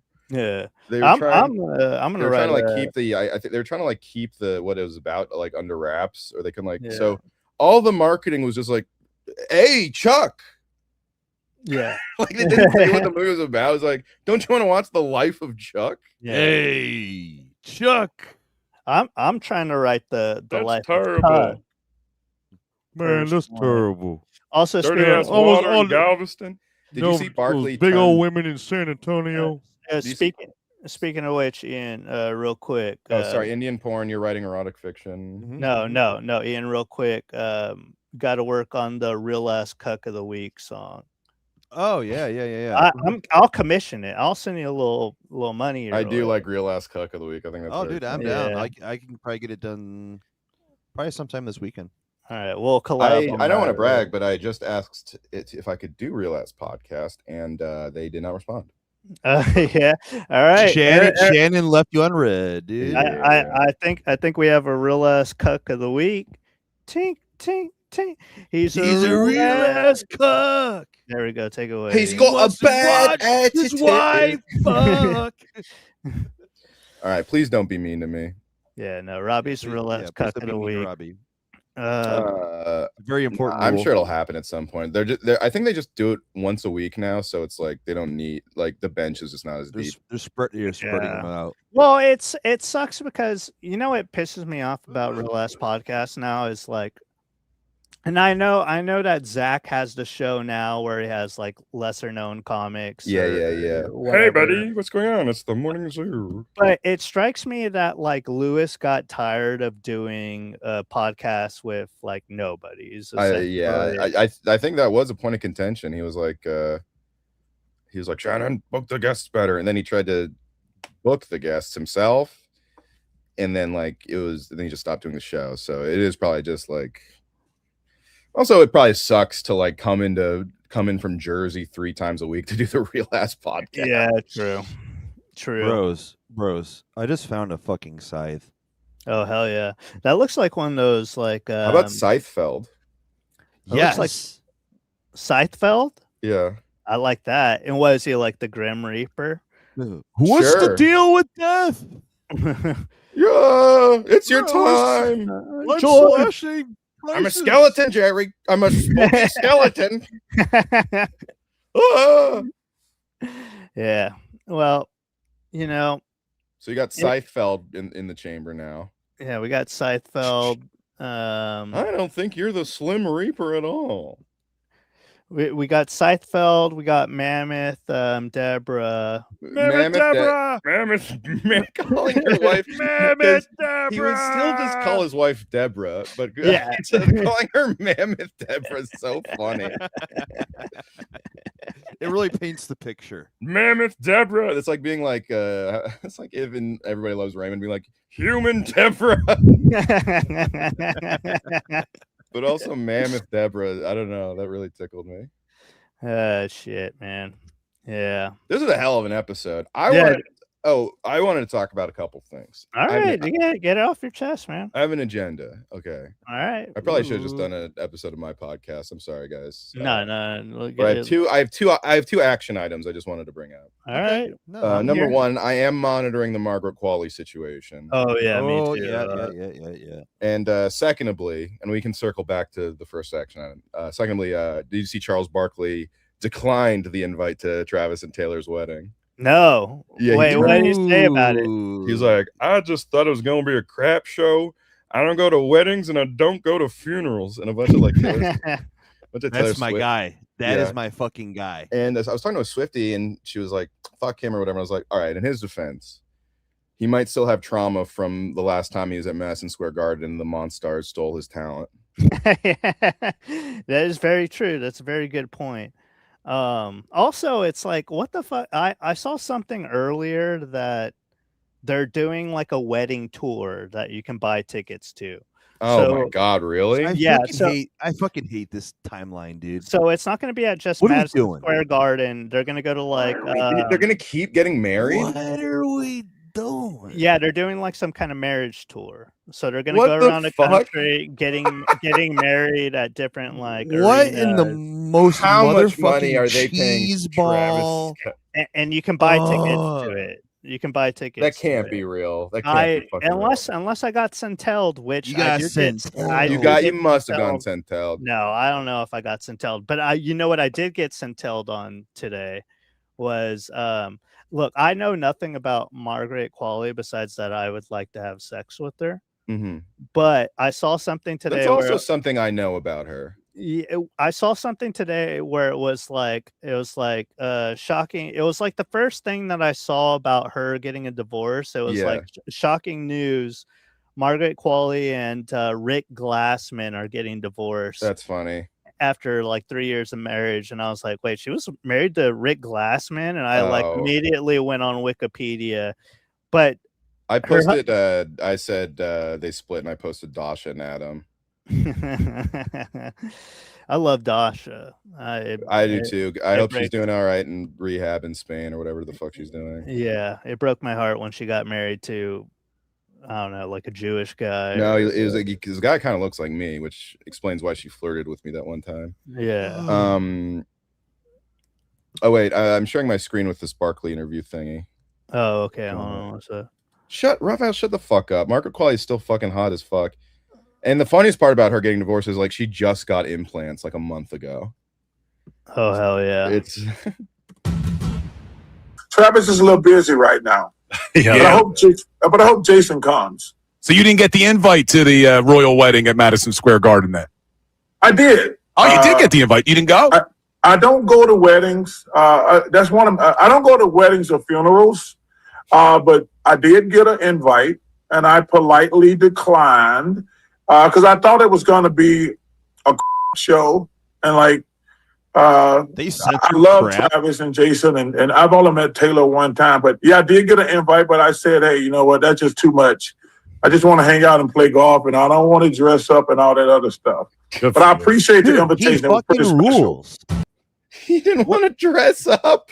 Zero controversy. Yeah, that rules. Anything that man just said. It's so funny because he dresses up on TV all the time. Yeah, he didn't want to dress up for a wedding. Yeah, but he's getting paid. That's my casual, Robbie. He's like, Robbie, this is my job. This is my job. I ain't getting paid to go. I ain't getting paid to go to no wedding. Look. The life of Chuck. My name is Chuck. No,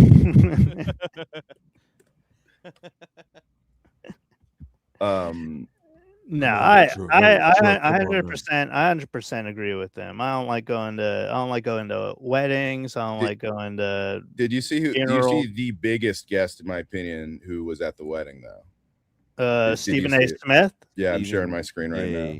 Smith. Yeah. I love my brother Travis. It was a mosaic. And I have a theory why. The look on his face. I know he looks so bad in that photo. It's so funny. It was the most beautiful orchestrated. I know you said this whole thing with Taylor. The Taylor Swift music, but until that day, she was phenomenal. I went to SoFi Stadium in LA. Joker, right? My daughter Samantha was with me because she had already went to see. He is dressed like he's frequently dressed like the Joker or Riddler, I think. With my daughter Nyla, she wanted to go back, and I said, "Come on, baby, we can go, no problem." And she had an absolute blast. I saw Taylor Swift receive a 9-minute standing ovation in between songs. They wouldn't let her. These little girls, look, they know every song. They know every lyric of every song. Black, white, Latina, Asian. Really? Everything. Everything. It was the most He couldn't think of more ethnicities. He was like, that's all of them. Purple? But why even say that? It's just black. Like, now, excuse me, I got to cut this interview short because I got to go back to Arkham Asylum. Okay? It's so funny how passionately he delivers kind of needless information, like just listing right, like, and then he goes, "It was a mosaic." It's like it's a black, white, Latina, Asian. Really? Everything. I like how he has to look away each time he names a race. Right. Yeah. Like he's like, hold on. The right after though. Everything. It was a mosaic. I saw everything. It was mosaic is so funny. It was a mosaic. Shit. Yeah. I've been begging Dalton to add that to the soundboard for so long. I might just get my own soundboard. Yeah, you need to get a soundboard. I've been telling you, I'm like, look, Robbie, I know you like being the human soundboard, but you need to get. Someone did call me Robbie the human soundboard. I'm like, that's not bad. Yeah, that's a good nickname. Yeah, but I'm sticking with the ice. Not that one. Ice. I still like the big throb Rob. Should I ask Skankfest? Because I'm probably on the Skankfest. I'm probably right under Robbie the Fire Bernstein. You want him to call you Robbie the Ice Goodwin, yeah. I had. He's just Robbie Bernstein, but we are like right next to each other on the Skankfest lineup. That's so funny. I don't think I've ever heard Robbie Bernstein talk ever. Fine. I've met him a lot of times. He's his name. He's a nice guy. Yeah, I mean, it must be an ironic. I don't know because he's like kind of very mild mannered and serious. What about him is the fire? But I support all Robbies. I met a gay black guy with the last name Goodwin last night, and we followed each other on Instagram. Pause. Yeah, love that. Yeah, like when you see a guy named Robbie, you like honk your horn. That's funny. Yeah. It you know what? When you do meet someone with the same last name, there's like a weird like, oh hey, yeah, and someone with your exact name. Like I think I follow like a few Robbie Goodwins on Twitter. I've never looked up other Ian writers. I hate it. Take this for a spin. Yeah, I hate it you don't count, Drew, because you have to. They're all Mexican guys. No, just when I meet somebody else named Drew or Andrew, I'm like, all right, shut the fuck up. Yeah. Bitch. Yeah, I gotta go piss real quick. Keep it going. Keep it going. Okay, I'll keep it going. Oh fuck! I have to fart. Oh, there you go. Let it fly. Let's. I'm going through other Ian writers on Instagram. Let's check this first one. Looks like a young Mexican boy. Hi, my name is Gosmosis Jones. Gosmosis Jones.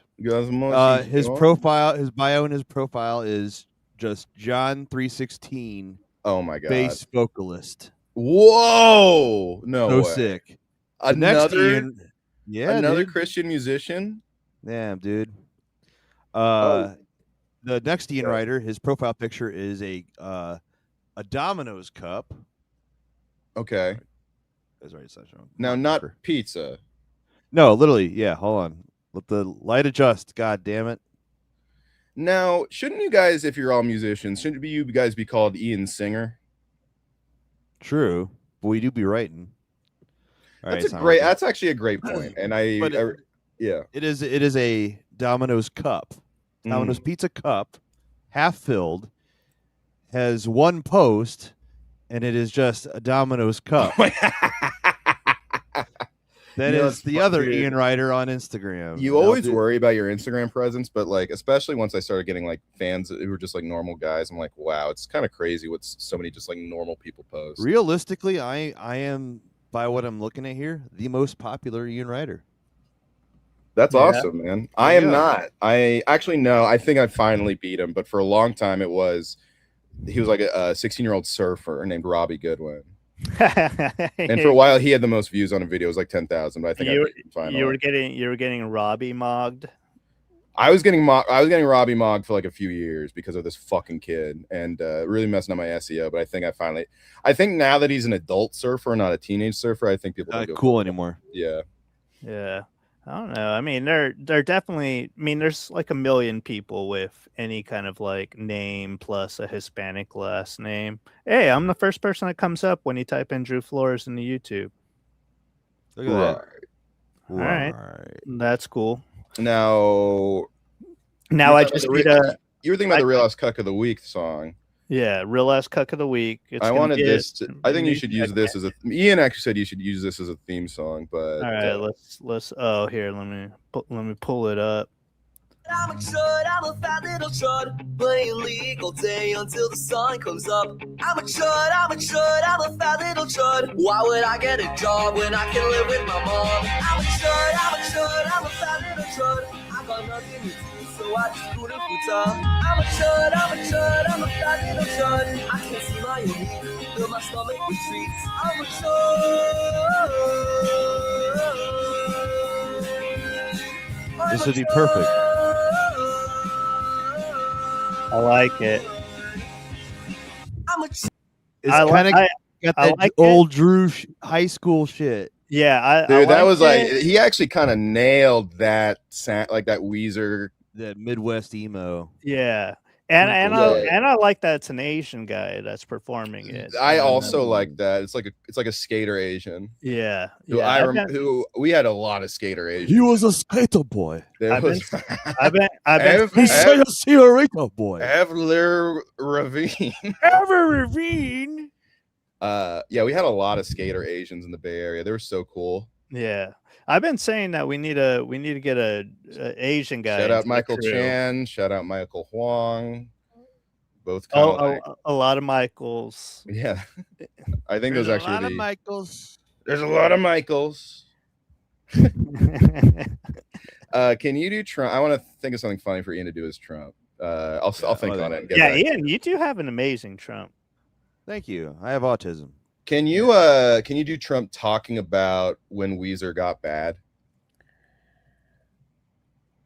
The band Weezer, they had the Blue Album, which we love the Blue Album. You have Pinkerton. We love Pinkerton. Starts out, he's tired of sex. I'm never tired of having sex. That's great. And then Rivers Homo Cuomo. Cuomo the homo. That's what we call him. Cuomo the homo. I didn't call him that. But that's just what they call him. I can't say that. She said I can't say that word. I can't say that he was a homo. He decided to go to college. Raphael. They broke up. They broke up like a dog. Came back like a dog. And then they crawled back like a dog. Because they got money. They're missing Matt Sharp from the Rentals. And a lot of people think that he was maybe the soul of the band, but that's okay. They did Island in the Sun pretty good, not bad. They got another guy with glasses. We don't I said, where the hell is the other guy? We have a guy with long hair. We have some guy that looks like he does IT, playing the drums. They did Island in the Sun, and I said And the Island in the Can you talk about Ratitude? Just real quick, cap it up with Ratitude.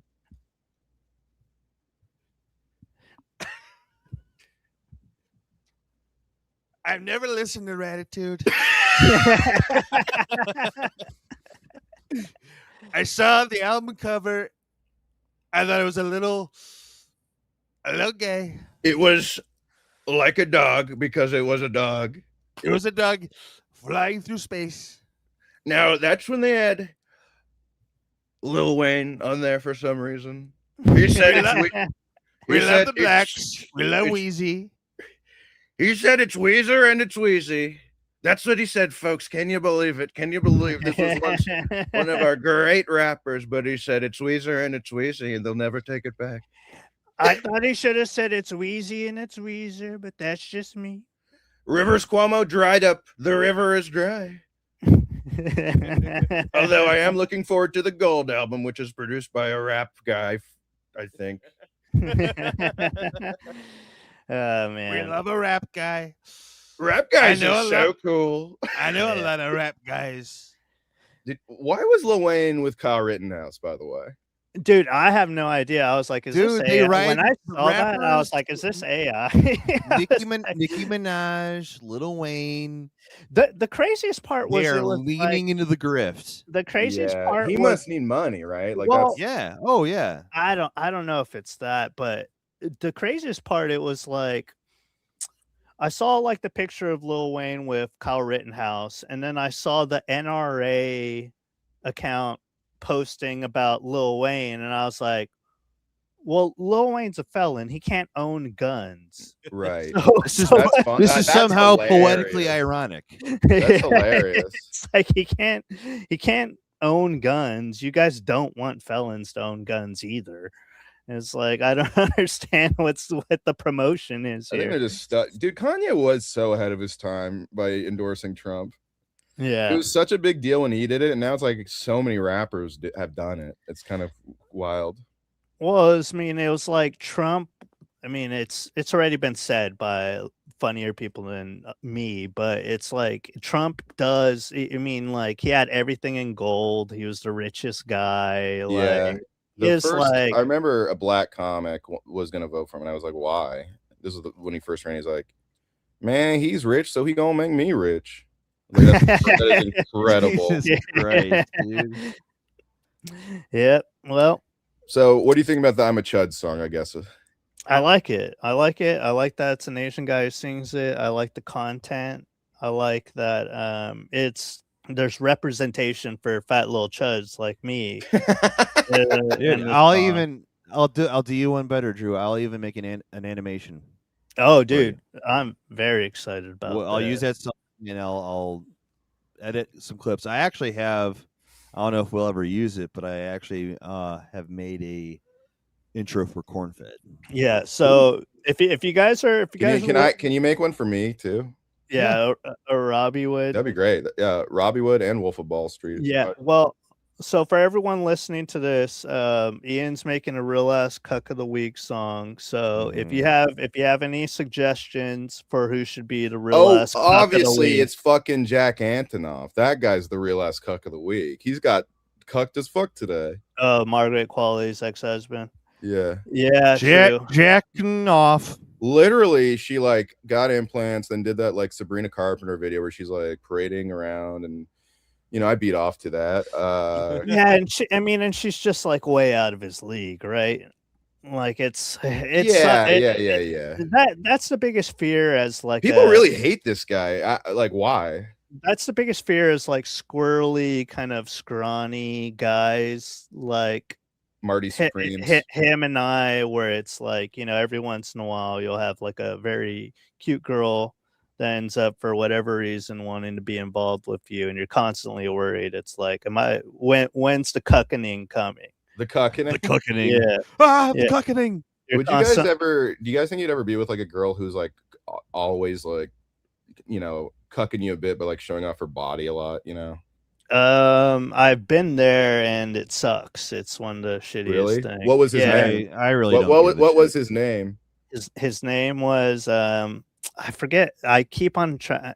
Like in the past, I used to be somebody who said full names, and then one day, I don't want to say the word fan, but somebody who listened to something I was on went on my social media, and they found the person that I was talking about, and then they started messaging them, and then that person started messaging me and being like, "Who the fuck is this person?" What was the worst version of this was when fucking Troy started DMing Sarah Barnett.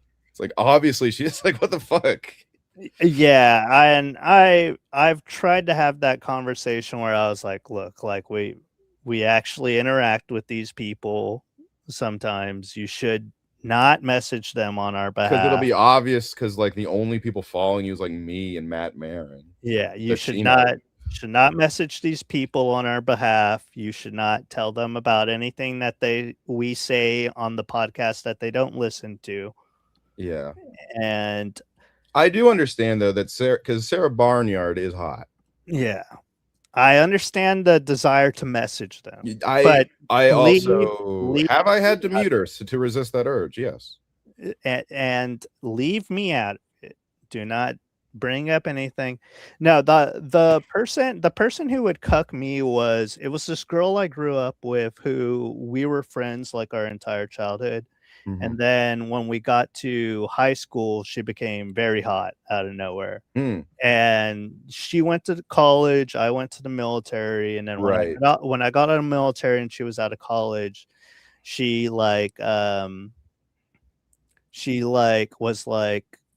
into me. Like she had just got out of a relationship and she wanted to like hook up with me. So for like a month, we were like together or whatever. But the thing was, she was way too hot for me. And then not only that, she was just recently out of a relationship that she had been in as she got hot. So she didn't get to like experience using her hotness and like figuring out all the things that came along with being that attractive. So like, yeah, we were like hanging out for like a month, and then eventually it was like, look, this isn't going to work because I want to go out and fuck a bunch of way more attractive dudes than you. Did she really say that? She didn't say it verbatim that way, but that was essentially the gist. Was like, I need to go out there. I need to go out there and explore by fucking a bunch of myself throughout all. by fucking a lot more attractive guys than you and guys that have money. That's sad, man. Yeah, no, I mean, but she was also kind of like a crazy person.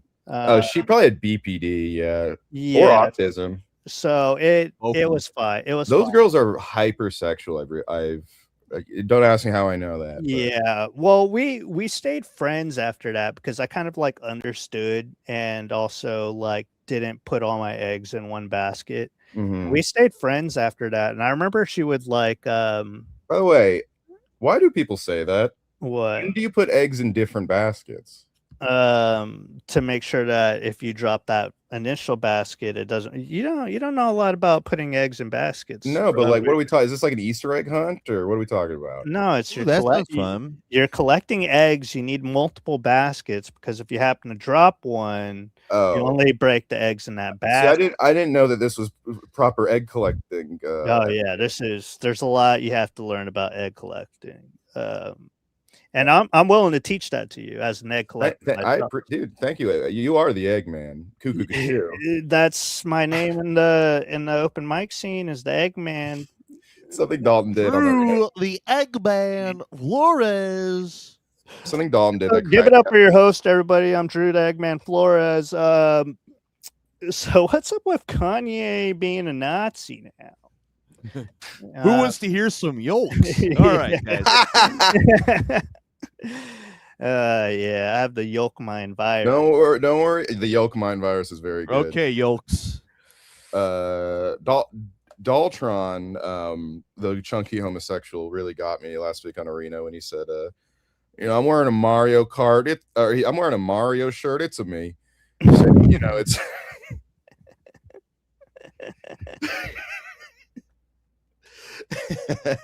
God damn, I love that boy. I went back and re-listened, and I was like, I did not give him enough credit for that one. Yeah, shout out Dalton, friend of the show. Yeah, he went off on woke today. Yeah, I saw that. It's been so funny because he's been hanging out with his family, and in the time span that he's been hanging out with his family, he's been going out. He's just been like pissed off and like going. Yeah, dude. I mean, I irritated right now. That's so funny. Well, he's probably just bored, and when you're bored, you get like mad. I don't know. My worst tweets are definitely when I'm visiting my like family. Yeah, I'm just like laying around and not doing anything. Yeah, I feel you. I was telling Drew before we started streaming. I'm slowly moving out of my apartment, and I'm moving back into my second childhood home with where my brother lives. Mm-hmm. And I'm actually in the old cum cavern right now. Oh yeah. Yeah, you're telling that about me. First of all, it looks nice, and secondly, that I think it is true that. When you beat off in your childhood room, it does hit a lot harder, dude. Like I feel like Zen right now. I am literally in the same position where I've had some world-class tugs. Damn, dude, I've never. That was back in the day when beating off was fucking sick. No, dude, I had to be also a fucking ninja because my parents' bedroom was right above me. Okay. Oh damn. Yeah, I can't even imagine that because like every time after I left home that I would go back to my childhood home, I wouldn't stay the night. Like even when I would like go over for like a prolonged visit, I think I would like be like, okay, I'm gonna go now, and I just go like hang out with friends and then like crash at their places afterwards. But yeah, I can't even imagine jerking off back at. I like going home, and then I try to stay for a long time, and then lately it's been better just because it's like everyone's getting older. But it's like there is a point where it's like everyone's, especially with my dad, where it's like everyone settles back and like the childhood patterns, and it's just like really it's very anxiety inducing in its own way. Yeah, triggering. You're transported back in time. Yeah, and I just want to say, trigger me timbers. Yeah, Trigger Me Timbers. Yeah, I hated it. I hated going back True. home. Yeah, Trigger Me Timbers. Anyway.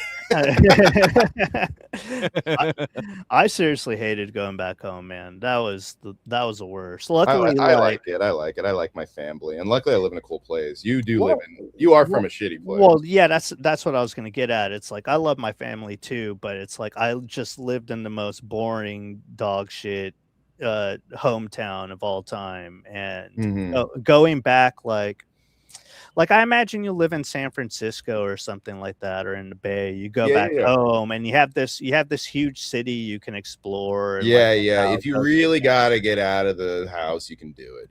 Yeah, but like for me, it's like okay, I go back home and it's like I can go to the mall or like Chili's or You go back to Fresno? No, it's not Fresno. See, I didn't live in Fresno. I lived in an even shittier town south of Fresno. Oh, a shittier town than Fresno? I'm sorry, bro. A very small town called Hanford, California. It has like 50,000 population. Okay. It's even more boring and shitty. I would love to have the shit in Fresno. That Fresno has. Did you say 50,000? 50,000 people. I live in a town of 1,200. Well, that's absolutely. I think we can all agree. Try that in a small town, though. Yeah, try that in a small town. See, and also thing about my hometown is everybody loves the songs. Try that in a small town. And yeah, it's like, dude, when I cruise up that fucking 5 or cruise down it, you see so many farmers for Trump signs. It's very funny because it's like, oh, I forgot. You forget because you're usually in LA or SF that it's like so much of the fucking state is conservative. Yeah. Well, it's like basically every. I mean, I think it's the same with or a small town. I guess I mean a small town more so than conservative. I think it's the same thing with a lot of outside of the South. It's like a lot of the blue states. It's like outside of the major cities, it really is red. Once you get to, you know what I mean? Because like people don't realize how red California is outside of LA, San Francisco. Oh yeah, especially like super North California is really, really red. Yeah. So I mean, that was my hometown too. Here's the thing. The small towns are red. The cities are well red. Yeah. It's true. That's a good point. That's a good point. Thank you. I like making points. Robbie's been dropping a lot of truth nukes tonight. I actually just got my pondering orb. Yeah, I've been calling him Truth Nuke Robbie. But I forgot that you've been calling me that. You've been calling me Truth Nukem. Truth Nukem, true. Truth Nukem's really Ivy Wolf. Ivy, dude, it's so funny. Like nobody's posted the dildo gun to the head one yet. Dude, I know. I need way too long. Every like 3 months I have to delete all my pictures on my phone because I just you know me, I download like a lot of reaction images and take a lot of screenshots. Yeah, you are like whenever I need a meme, I ask you because I'm like, and so you know, after like a few months of doing that every day, all the time, I have to delete all my photos. So like I always lose the photo of Ivy with the dildo poking out of her boxers, which was taken by Online Boy. Fun fact. Yeah, enemy of the show. Enemy of the show. Oh, damn, Real dude. Online Boy, who is straight edge, and brings me back to straight edge. Why do they call it straight edge? You're not acting straight.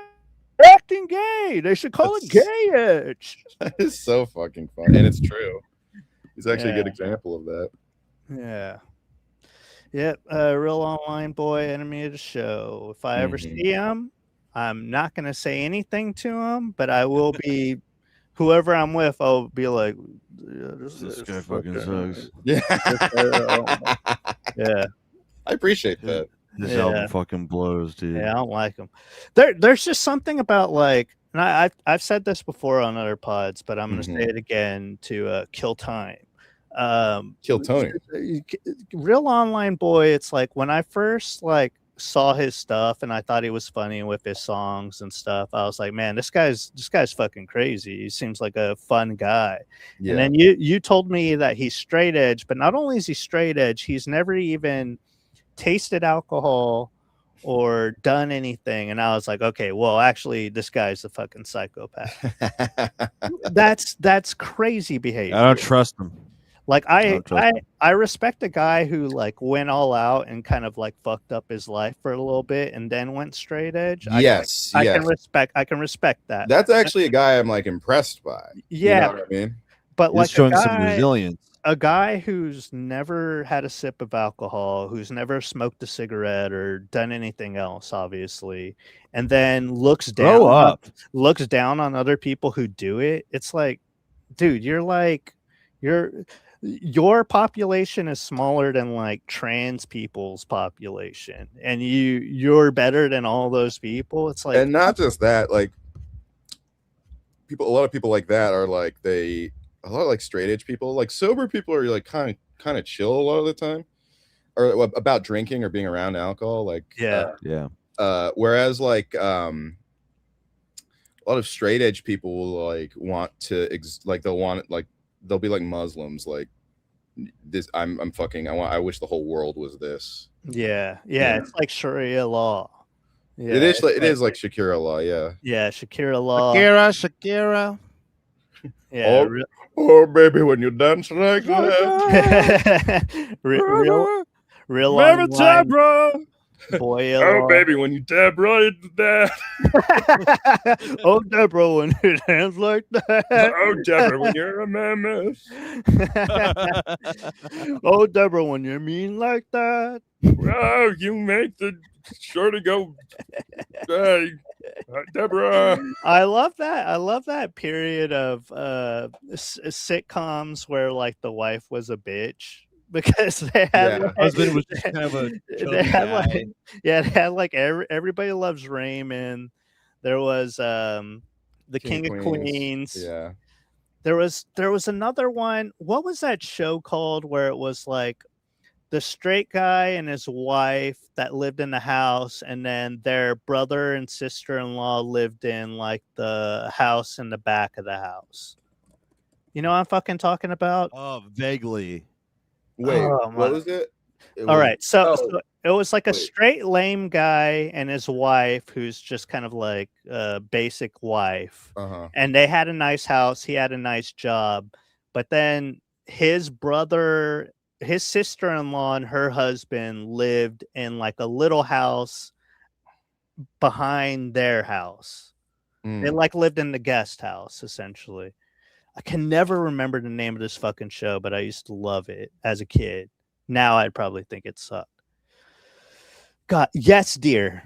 That's what it was. Oh, wow. Good fit. Good. Yes. Yeah, Yes, Dear. They kind of had like incredible nostalgia pull. Bitch wife situation. I thought Yes, Dear was S tier. Yeah, Yes, Dear is S tier. Yeah, some people are calling it the Lost of Bitch Wife. By the way, there's a lot of Lost kind of ass shows on right now. I want to start one. Yeah, you got Widow's Gay. You got. I tried watching From.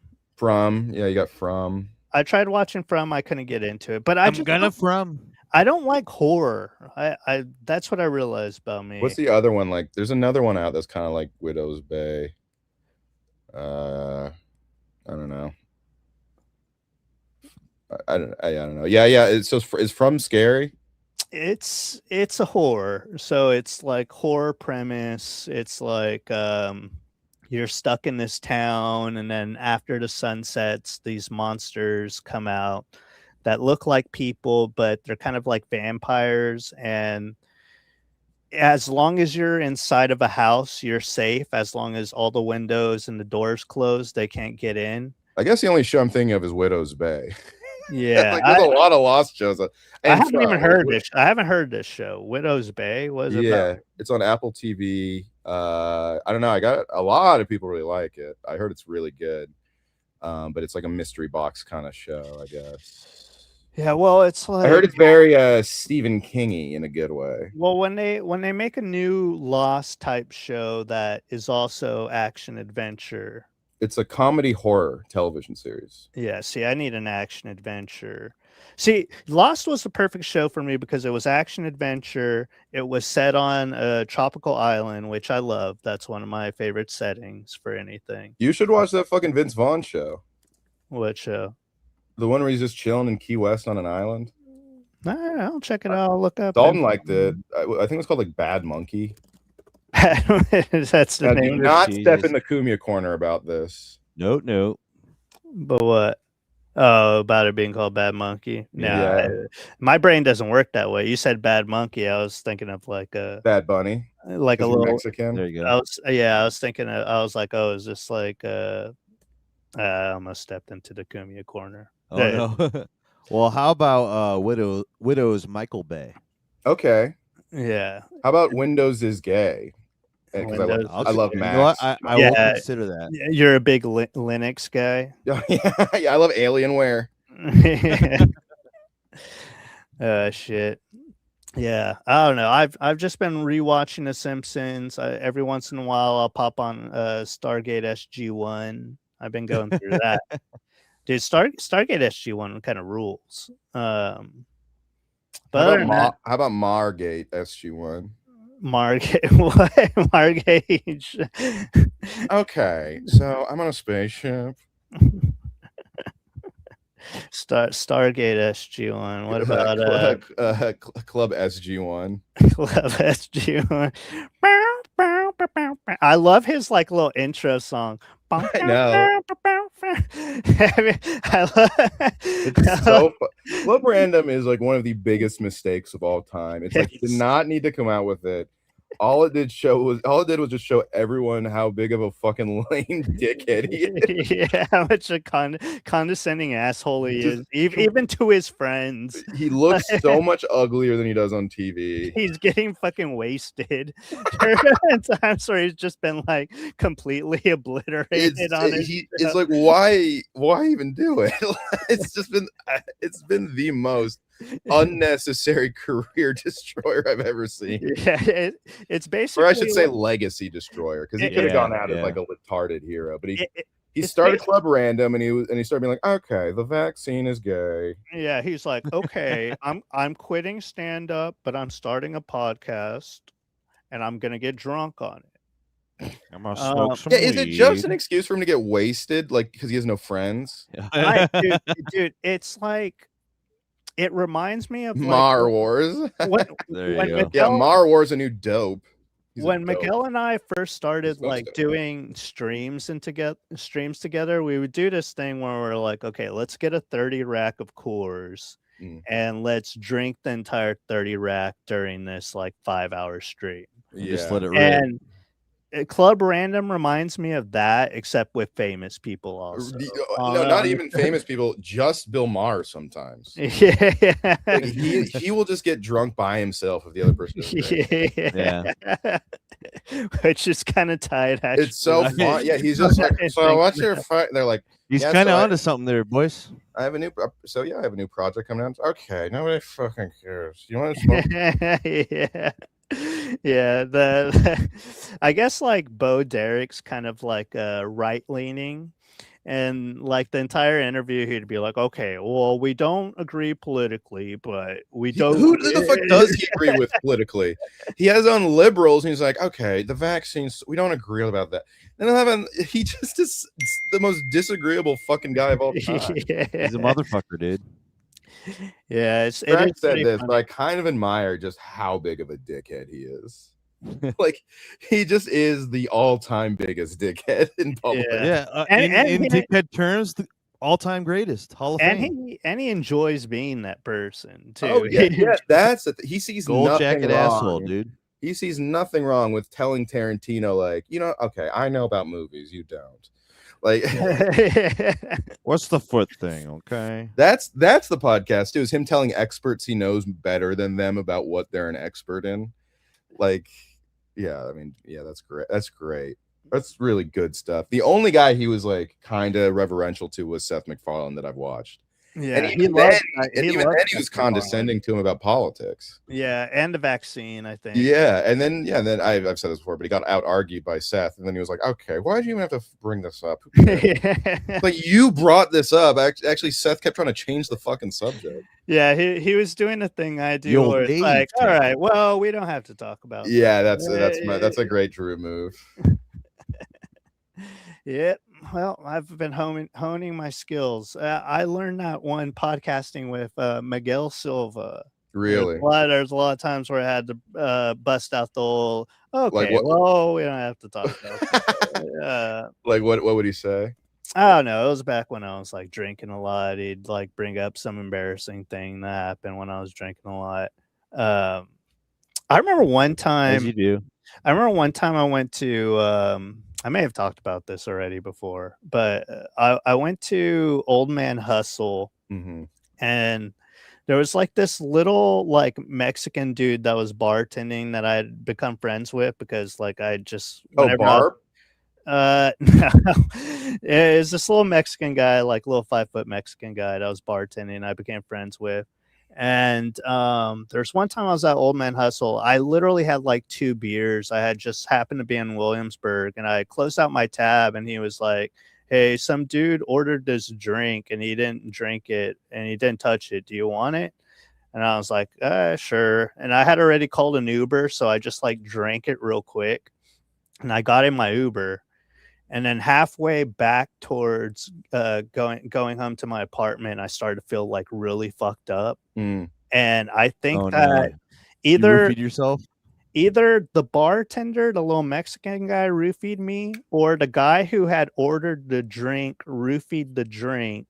Oh, and then because that is weird for a bartender to say that. You know what I mean? It is weird. That's why I've always considered him a suspect. But also, I'm going to monitor this fucking situation. What could have happened was the guy who ordered the drink was going to give it to a girl, and then the girl dipped. So then he did. So he gave it back to the bartender, being like, "Hey, pour this out. I don't want it anymore." So I got super fucked up, and it felt like I was what I imagined being roofied was like. And I come back home and I'm all fucked up, and Miguel happens to be streaming, and he's like, "Yo, dude, you want to hop on this stream?" And I'm like super obviously fucked up. Oh no. And I hop on the stream with him, and we're like, I guess like going for hours. Does it live anywhere? I want to see this guy. I don't know. I sincerely I gotta ask Miguel. He's gotta have to put it I think it was a live stream on Twitch that didn't get saved. Okay. I'm hoping, but you know, we're going for like hours, and then like at the very end of it, I like came to like where I snapped out of whatever it was. I mean, I was right because it wore off. Sure. Yeah, but I was like able to like process what was going on, and he was like, "Yeah, dude, we've been streaming for a while. You said the N-word." I was like, what's happening? Oh, no. I was like, what's happening? But thankfully it was soft. You got hit with the compound media roof. Yeah. Thankfully it was a soft day. He said it was a soft day. Oh, that's just cool. And you're Hispanic. And I'm Hispanic. So if anybody asks, I'm a person of color. And it was in solidarity with my brothers, right? But yeah, so you know, there were constantly like when I was drinking a lot, like little moments like that on stream, or just like, I mean, but that's not even that you got. It sounds like you got a fucking roofie, dude. Yeah, I wouldn't blame that on your drinking habit. But not only that, it's like doing Dork Court, and then us having like a cool guest on, and then I was doing the thing where I'd go up first and just do material I've never done like before. I thought you were always funny on there. Yeah, I don't know. That's also an impossible fucking room, though. Yeah, but it's like I always had more fun hosting, but Miguel always wanted to host, and then he was doing a thing where he was like booking 2 guests, so it was like it would be him and 2 guests, and then we'd switch off. And I need to see the episode he just did with Gino. Yeah, that's probably. He said it was fun. So yeah, I don't know. I love Miguel. I did not have a lot of fun doing Dork Court towards the end, But you will be back. Yeah, the last time I did it with him and Zach was very fun. Hosting's always fun. It's actually doing Dork Court. No, I mean you're going to be back as the permanent co-host. Yeah, sure. You told me I could announce that. Yeah, sure. Yeah, I'm going to be back as I'm actually doing a corporate takeover of Dork Court, and it's mine now. And I told Sweeze, Drew's on a tear, dude. The last time Sweeze like brought me up on Twitter, he was like, "Just give me the rights back to Sweeze." and it's like, Sweeze, if you watched the episode before this, I gave you the right. The Sweeze is yours. Sweeze Industries is mine, but you do have the right. I think that's more than fair. Yeah, that's fair. Oh, I agree. That's fair. It's. I mean, capitalism is brutal, man. Like the McDonald's brothers got fucking iced out of McDonald's. Yeah. Well. Yes. Oh, Sweeze is in the chat. Yeah, Sweeze. Sweeze is yours. You can change your name back on Twitter to Sweeze. And I just want you to know, though, that by getting the Sweeze rights back, that dissolves your 10,000 shares in Sweeze Industries. Jesus fucking Christ. So you no longer have a stake in Sweeze Industries, but you do own the Sweeze character now. But we still got to recast Swizzle. That's actually Sweeze is actually just public domain. That's yeah. Where do you, sometimes I'm like, where do you get these? Where do you get your ideas from? I don't know. I'm in the zone when I'm just making up dumb bullshit. Yeah, that's how it is. Mm-hmm. All right. Well, I wanted to do this episode because I didn't do one on Sunday, and it was a lot of circumstances that happened that made it to where we're doing it on an off day. What happened? Well, Miles didn't understand that it wasn't going to be an in-person thing, that it was a stream. Okay. And then he wanted me to remind him about the show on Saturday. I forgot to remind him, so then he got busy doing stuff on Sunday, and then Monday he didn't realize it wasn't going to be in person, so I think he went to my old apartment and was like, well, all right, where are you at? We're gonna do this stream. And I was like, no, dude, I told you it's you know what, that is cool. He showed up at least. Yeah, no, so shout out Miles Toe. We're gonna get him on the stream sometime. It just wasn't gonna be this week, right? Thank you guys for coming on like very late. Are we done? Yeah, I gotta wake up in the morning. Yeah, I got that. I gotta go punch in the morning and make sure my workers don't get abducted by ICE. Oh yeah, I'm gonna be out there like standing in front of boots on the ground, dude. Yeah, so I mean, I respect that. Yeah. But thank you guys for hopping on tonight, and thank you for having me. Yeah, I love you guys. You guys want to you guys, everybody who's here that listens to me also listens to Robbie and also listens to Ian. Check their shit out, support them, subscribe to them, subscribe to me if you haven't already done that. No, don't do that. I'm lacking on subscribers. Out of all the things I have to do to get to the point to where you can leave super chat, subscribers for whatever reason is the one that I'm lacking on the most. So please do that. Get 10 people that you know to subscribe to me and be like, if you don't subscribe to him, he's going to kill yourself. This guy's like, he's going to kill yourself.